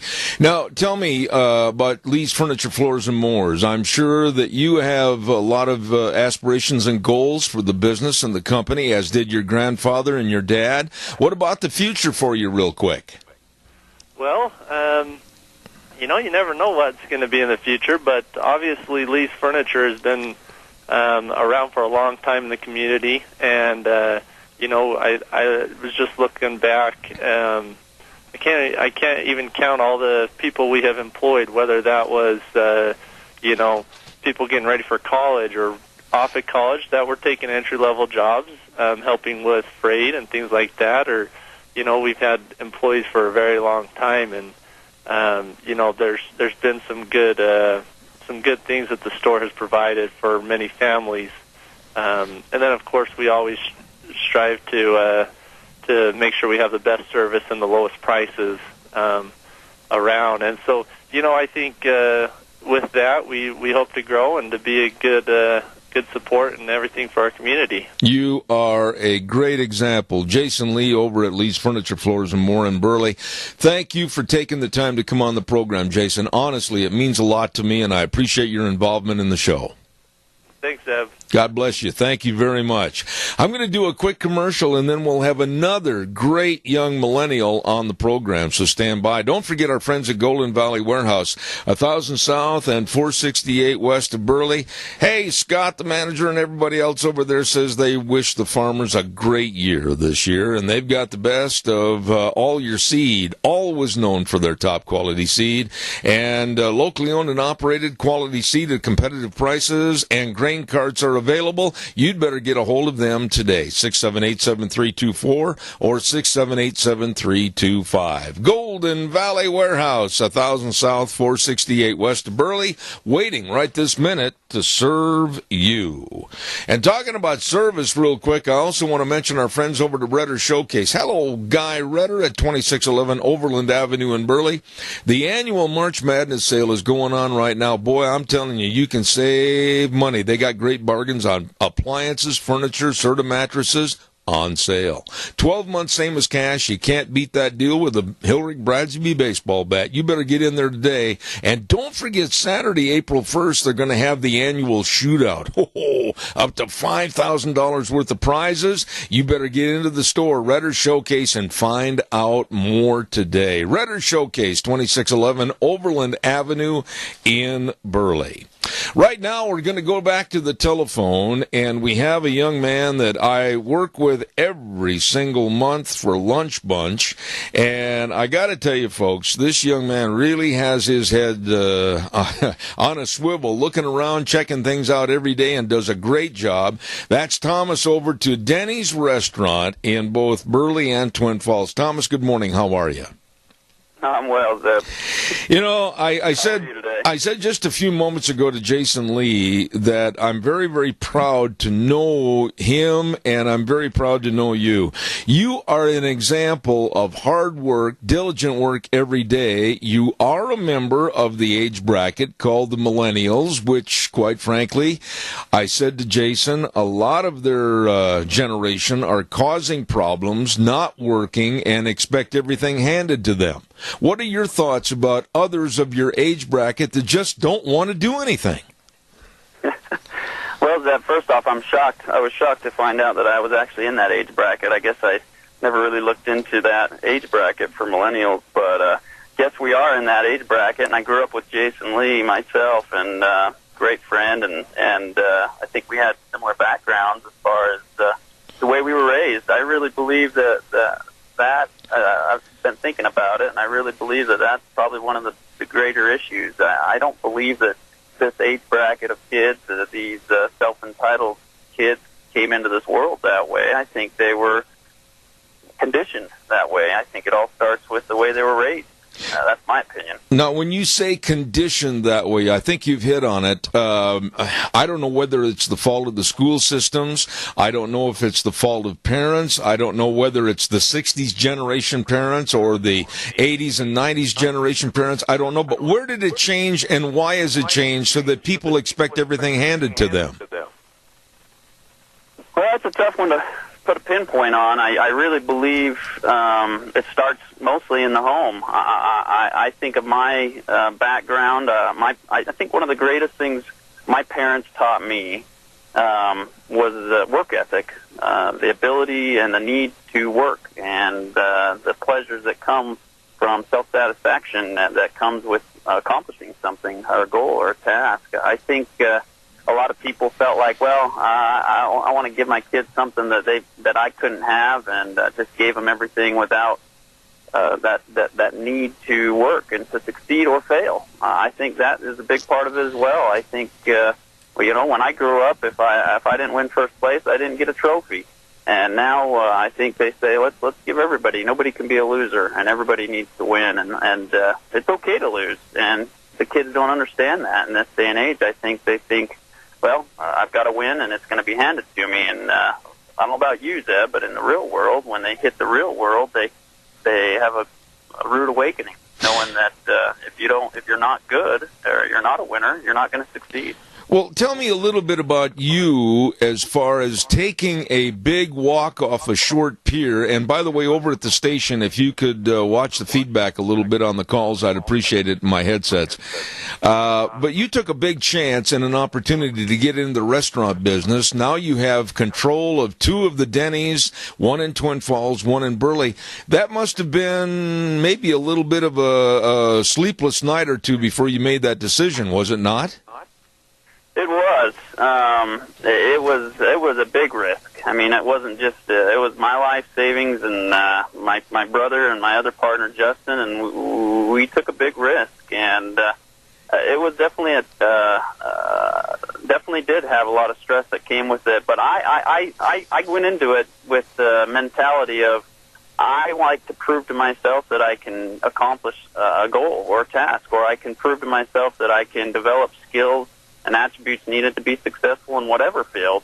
And I'm always challenging myself to do different things. And that was really my mindset going into it, is let me prove that I can do it. And, it definitely was not easy. 116 hours was the first week of opening a restaurant, the amount of hours I put in. And I thought, man, is there anything outside of this in life anymore? But, we were able to develop and train people, and now the worst is behind us, and I've learned a lot through it. So yeah, it was definitely not easy, but like I said, to me, I'm grateful that my parents taught me that work's important and that that's how you accomplish things. Thomas, let me ask you this question. I've heard this many times, and I know you have too by watching the news. These millennials are complaining like the young man I had on the program last week. Oh, I spent so much money getting a great university education, and you promised me that if I worked hard, I'd go out and I'd find 6-figure jobs. Wait a minute. Nobody promises anybody a rose garden, but what about the university system themselves today? What are they teaching, or what are they not teaching that's going to instill some business sense into these kids that they got to get up off their big butt and go to work if they're ever going to be successful? Yeah, that's a tough thing. I think, I mean, the university I went to, I think really had their head on, and they taught you that, that this is the real world that you're going to be going into. And if you think it is all roses, you're crazy. But I think a lot of people are definitely expected to be I mean, they feel like that they came into this world deserving something just for being here, and I think it goes back to that mindset of, you know what I mean, you could be the worst player on the team and you still got the trophy. That's what I don't know when that started, but I feel like that's carried through into life, and people think, hey, if I just show up, I should be able to get the greatest. And like I said, no, you have to work. You have to be a winner. You have to work harder than your competition if you want to come out on top. That's just the fact of life. Now, you have worked extremely hard, and I have heard, nothing but good things and accolades about you, your business, your employees, etc. But there again is another problem. Now that you are in the leadership position of 2 restaurants, Denny's, America's Diner, what is the hard part of trying to find good quality people? I mean, younger people are looking for a job. What kind of attributes do they have or not have that would make good employees?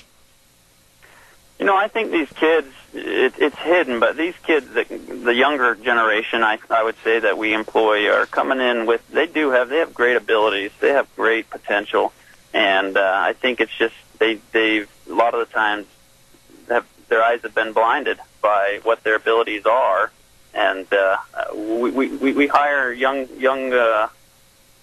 employees who come in, and you can tell at first they expect to, be paid more or work less for what they should be compensated for, and we just start training and teaching them that, you know what, I'm in management, I own the place, and I'll come in and I'll work right beside you just as hard or harder and show you that I'm not above that. And pretty soon these kids start seeing that, that's what's going to make them stand out. And pretty soon, I mean, I've had employees that started as a host that became one of my top managers already in 4 years, if you can believe that. And it wasn't easy, and we had to train and help them understand that, but we were able to do that. And I get a sense of satisfaction with taking these younger generation and training them and hopefully setting them up for success as they move on to bigger and better things. Now, talking about you with Denny's Restaurant, of course, at 611 Overland in Burley and 291 Pole Line Road in Twin Falls, you have literally burned up many sets of tires going back and forth. What about the future, not only for these restaurants, but also for you, your family, and any other goals that you want to attain? You say, what about the future? Yeah, have you got special goals that you still want to set for yourself in the future? Oh, sure. I mean, we would like to even grow more and add another restaurant if we can, and you know, it all depends on how the demographics work out. But we, you know, for me, I'm always open. Like I said, if I get to where I feel like I've accomplished what I set out to accomplish in this position, I'm going to be looking for another opportunity. And even told my business partners, hey, you know, if I get bored and I feel like I need to challenge myself more in a different avenue, I got that opportunity to do that. But, you know, we just want to continue to grow and improve and better ourselves. And it doesn't matter how high of a level you reach. You should always be reaching to attain a higher level. Thomas Peterson, I absolutely tip my resistol to you because I'm very, very proud to know you. You're a great businessman and a great community leader. God bless you, and best of everything to you and the Denny's Restaurants, America's Diner, and thank you for being a part of our program this morning. Well, my pleasure. Appreciate it, Zeb. All right, sir. Take care. Thank you very much. Now, we've got another millennial sitting in my studio, and he's not only a millennial that's really making something of himself, he's a good friend of mine, very good friend of mine. I've known the family for almost 30 years, and I've watched this man, I don't mean to embarrass him, but I've watched him grow up, and he's got his head, like the rest of these guys, Jason and Thomas, screwed on straight and eyes to the future for his family and also for success. And I'm talking about Tanner Stanger. And we're going to take a little break and send it over to our studio for our funeral announcements for about 3 minutes. And then we're going to come back and hear Tanner's story. So don't go away. Zeb at the Ranch, I'll be right back. And now, back to Zeb at the Ranch on AM 1230 KBAR. To reach Zeb, call 436-2244 or toll free 1-866-927-4587. And now, here is Zeb back. And welcome back. Thank you very much. Boy, Tanner sitting here, the clouds rolled in all of a sudden, man. It really got cloudy out there. I am in the studio with a longtime friend, and that's Tanner Stanger. And Tanner, you grew up right here in the Murtaugh area, didn't you? I did, yeah. Yeah. And went through the school system here and played all the sports, football, basketball, what else? Yeah, football, basketball, and I rodeoed. I checked out of the track scene. You are how old right now? I'm 38. 38, so just a touch maybe above the millennial age bracket, but you've seen a lot of things going on in this country, and with that age bracket called the millennials. What are your thoughts about these kids that think they should have everything handed to them? Well, I've got a copy of this blog that you wrote in your blog here, and I was just reading this, and there's a comment in here that said they want what I have, but they don't want to exert the effort to attain and achieve like I did. Yeah. And I think that hits it right on the head. They want, but they don't want to do what it takes to get those things. Earlier, when you was talking to the earlier guests, Jason and Thomas, you know, you kind of asked them the same thing, and I think it does come down to parents. You know, I seen a deal the other day that said, don't give your kids what you didn't have as a kid. Teach your things the things you wish you'd known as a kid, and I think that goes a long ways in anything. I mean, you teach them the things you didn't know that will help them succeed, and give them the tools to go and better themselves and let them go do that. I wrote in that blog last week, Cow Pies and Coffee Cups, that nobody was promised a rose garden. I was never promised a rose garden, and nobody handed me anything, and, it's been kind of a rough life to some extent. I'm not complaining. I've been blessed, actually, but being all beat up from various things like polio, horse accidents, and everything else, it's not been exactly a flower-strewn path that I could follow to be successful. You grew up in an agricultural family, and when you graduated from high school, agriculture was really kind of in the dumpster as far as prices and everything were concerned, and you had a choice to make as to whether to try to stay in agriculture or do something else. Is that true? It is, yeah. We kind of had a bad spud year in '96. That was the year I graduated.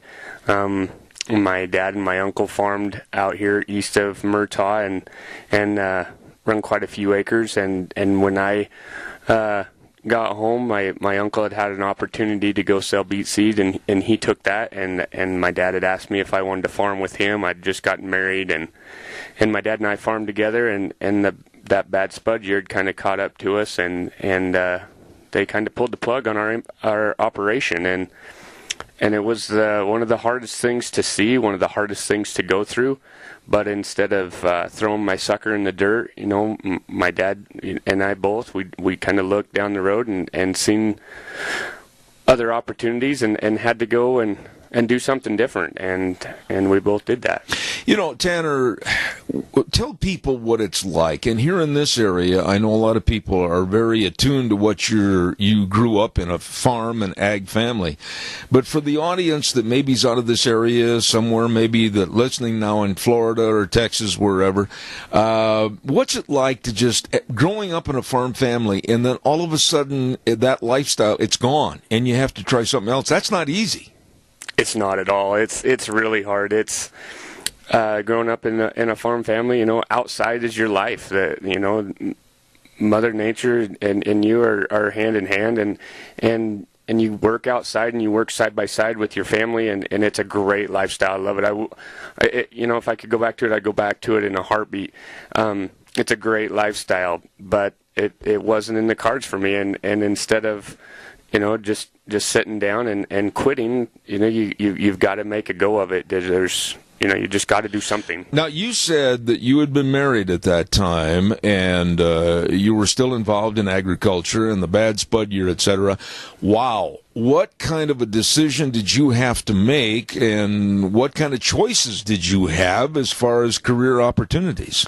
So we had our first child on the ground. He was almost one.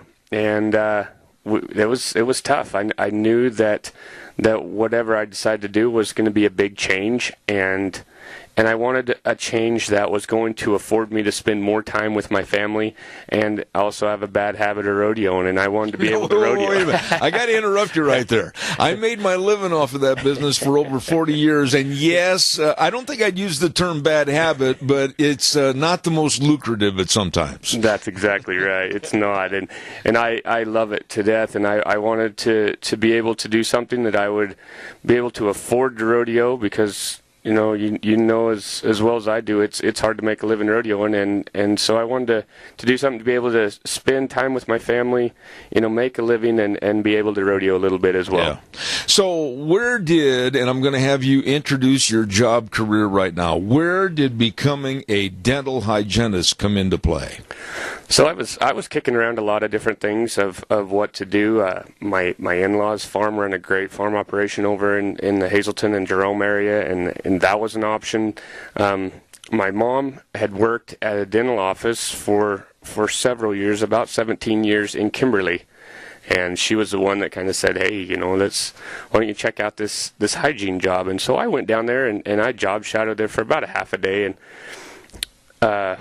at the end of my little job shadowing time, I just asked the hygienist there what she made. And when she told me what she made, I said, sign me up. That'll afford me to spend time with my family and hopefully be able to rodeo a little bit on the side. But so yeah, and I went from there.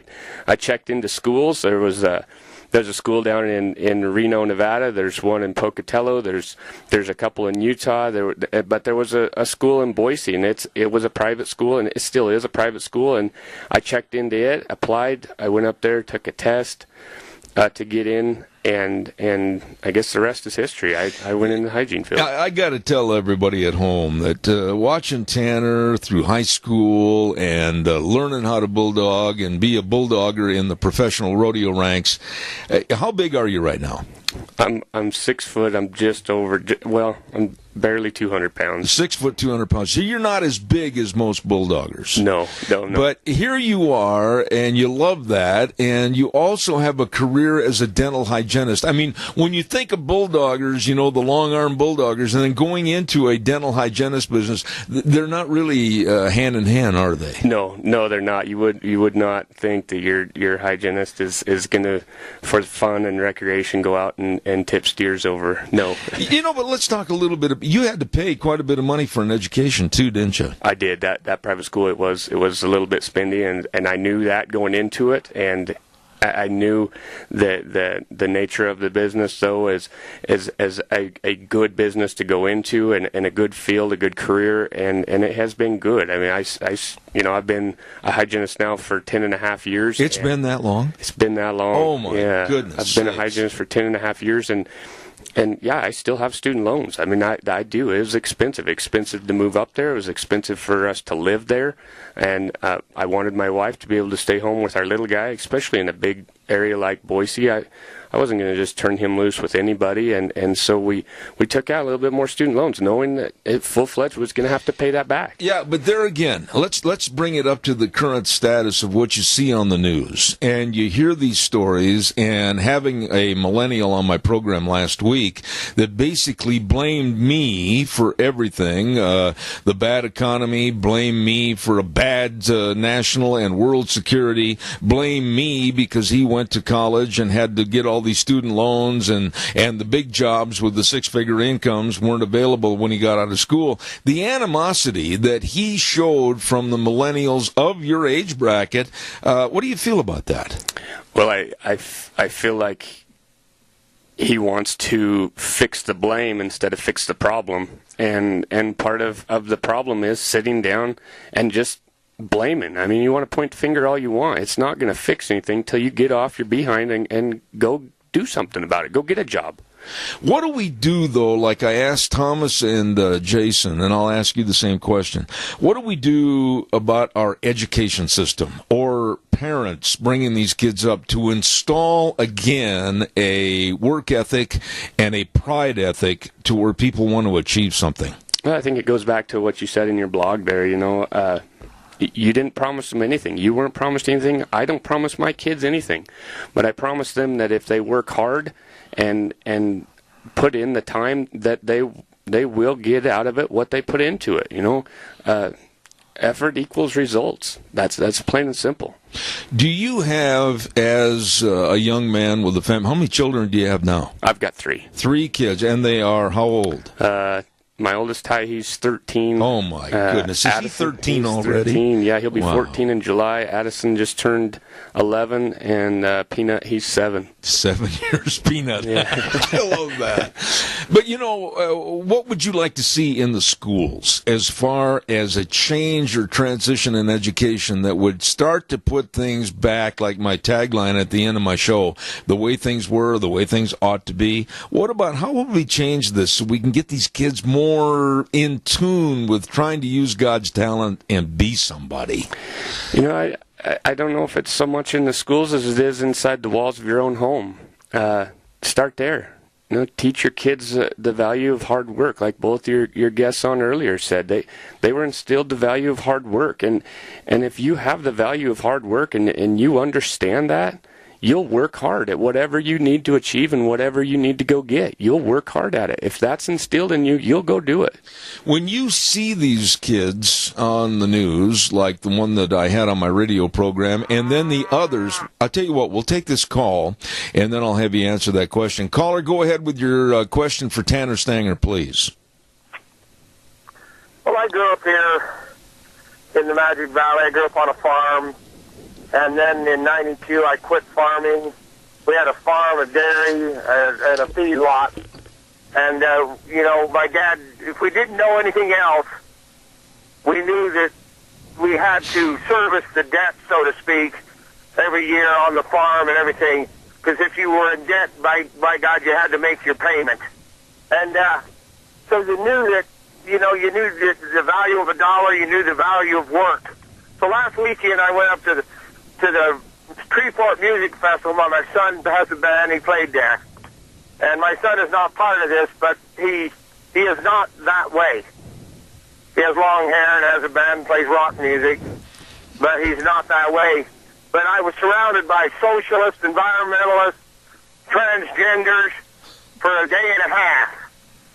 And I'll tell you what, they don't know much, they don't have a work ethic, they don't have any ambition, they don't want to get out of bed, they don't want to work, they don't have any money, and as long as they can cheat, they will.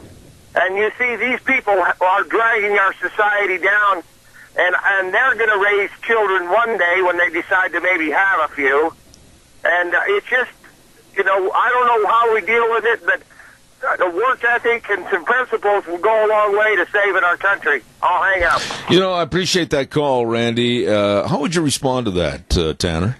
Again, I think it starts inside the walls of your own home. I mean, obviously, and maybe some of those kids were taught better, and they just haven't applied it yet. I can't speak for them, but I can speak for myself, and I will speak for my kids. My kids will be taught the value of hard work, just like you were. You went out, you work hard, you owed somebody for the loan that you borrowed money to run your operation, just like you said, the last caller said, and you go and work hard to pay that debt off. And I'm doing the same thing. I went and took out student loans. I took out money to live on, and I'm still doing that. I pay them back.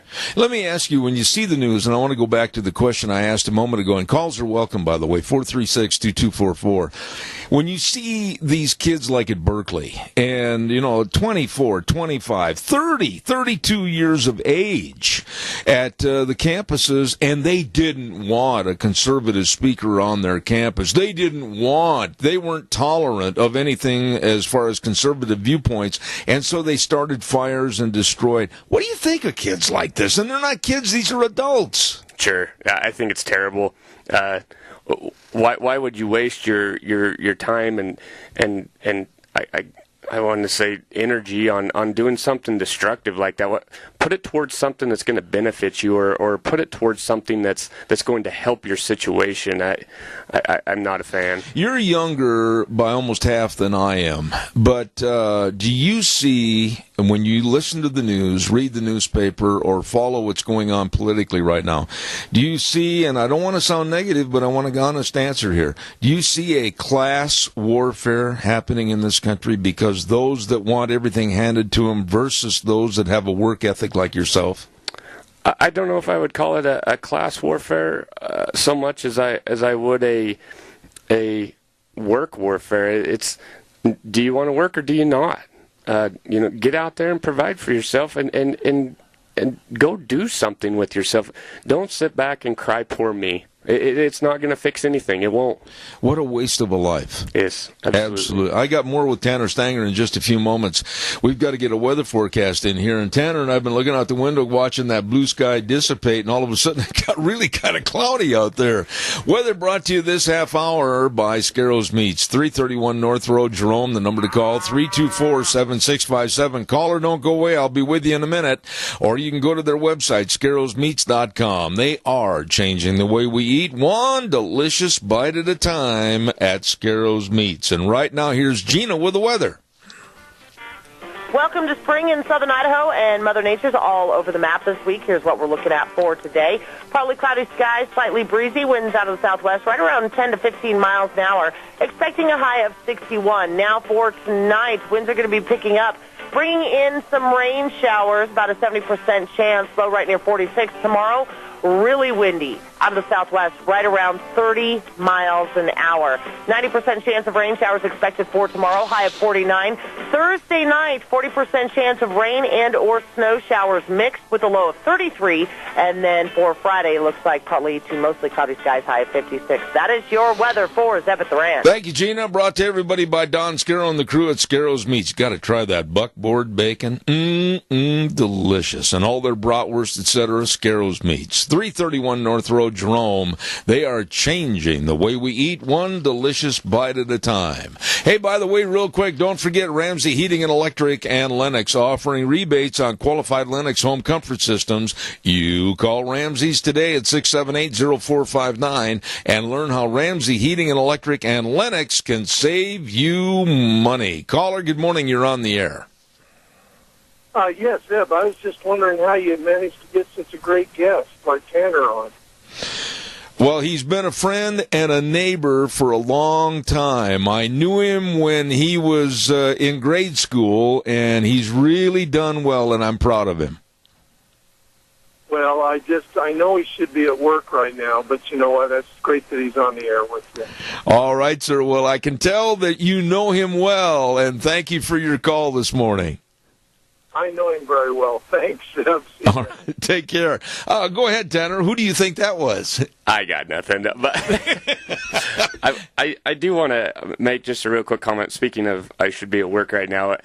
The office that I was fortunate enough to get into right out of school, and I work for Dr. Valgarn in Burley, and when I very first got there, I thought, man, this is going to be awesome. I'll go in there and I'll do my job and I'll get out of there. And I, I was young and I was just coming out of school, and man, I was going to be awesome at my job. And I got in there and I found out, experience goes a long ways. And this doctor that I work for, Dr. Valgarn, is a super good person. And he took the time to teach me more of what I needed to be better at. And he didn't think, well, if I say something to him, I'm going to offend him, he'll quit. He took the time to tell me, hey, man, you need to do this, or you need to do this. This is what works for me. This is, try this. And because he took the time to help me get better at my job, it's bettered me in my field. And he teaches me, he helps me more every day at work and shows me things that he has experience in. And to that I am thankful. He could have just said, well, geez, this guy is no good, and he could have said, move on down the road, but he took the time to help me get better, and I think that goes a long ways in anything. Absolutely. He gave you, I think, to sum up, kind of the bricks and the mortar to build your great big pedestal to get higher. Right. Yeah. He did, and for that I am thankful, and he continues to do that even now, and I'm grateful for that. I just had such a inspiration feeling this morning, having you and Thomas and Jason on the air, and I know there's some saying, well, where's the women for this hour? Yes, I'm going to get some young millennial women that'll also be on my program in the near future. But, you just make me feel good because you're trying. That's the key word, I think, in today's society that is gone. Try. People don't try. If they run into an obstacle, they run back and sit and cry and moan and set their hair on fire and go, the world's coming to an end. But I think when I talk to you people like Thomas and yourself and Jason, I see a lot of try. Sure, and that again was instilled at home at a young age when we were farming. You was be given an assignment and just get it done. Go get it done. That's your job. Go get your job done.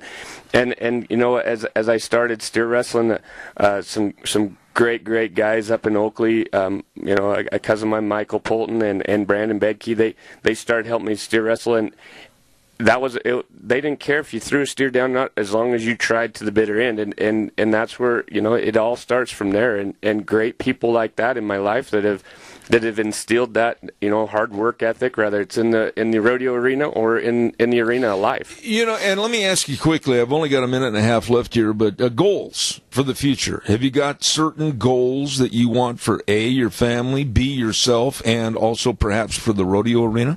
I do. I have several goals that they're all they're all there. They're all attainable. You know, the rodeo arena lifestyle is starting to get a little bit slimmer for me. I'm getting a little bit more age. It's starting to hurt a little bit more. Oh, you mean to tell me you're starting to have the old, what do they call that? Blue emo rub in the morning like I have to put on. I am. You know, it's starting to hurt a little bit more. And so, you know, I do. I have several goals. I want to help my kids, you know, as much as I can and for them to achieve their goals. And I want to be able to help them do that and you know, someday see them, you know, progress and go out on their own and do their thing. I don't think you're going to have any problem with your children, and your attitude as a parent, A1. Thank you, along with Thomas Peterson and Jason Lee. Tanner Stanger coming into the studio this morning, and to the caller, he'll be at work tomorrow. Anyway, we appreciate you, Tanner. Thank you so much. Hey, thank you, Zeb. Stick around for a second. I'll say goodbye to you off the air. Don't forget your Magic Valley Les Schwab Tire Centers. Doing the right thing matters. Great big spring tire sale going on right now at all 7 locations serving you, and they've got all the tires, your passenger car tires, pickup and SUV tires, horse trailer tires, boat trailer tires, you name it. All of this and more for all your spring and summer driving. You stop in and see them today, and don't forget to check out all the best in brake service. Absolutely the highly trained technicians serving you. Also the front end alignments, the shocks and the struts, batteries, all of this and more with Lane and Rupert, Dave on Blue Lakes and Twin, Mike and Buell, Mike and Jerome, the Twist family in Paul, Daniel on Poline in Twin Falls, and my buddy Randy on Overland in Burley. Yes, your Magic Valley. Les Schwab Tire Centers, the best. Tomorrow is Thursday, and what have we got cooking for tomorrow? I got a gentleman by the name of Bob Teal coming on the program at 10:30 tomorrow in our last half hour. I think you'll find him really refreshing and really interesting with his viewpoint on what's going on in the world. Of course, we have the Chamber Report. We've got Rita Ramsey. We've got a whole bunch of things, including Cassia County School Days. All of that tomorrow on our program, Zeb at the Ranch. And remember, the way things were are the way things ought to be. God bless you. We'll see you tomorrow morning at 8:06.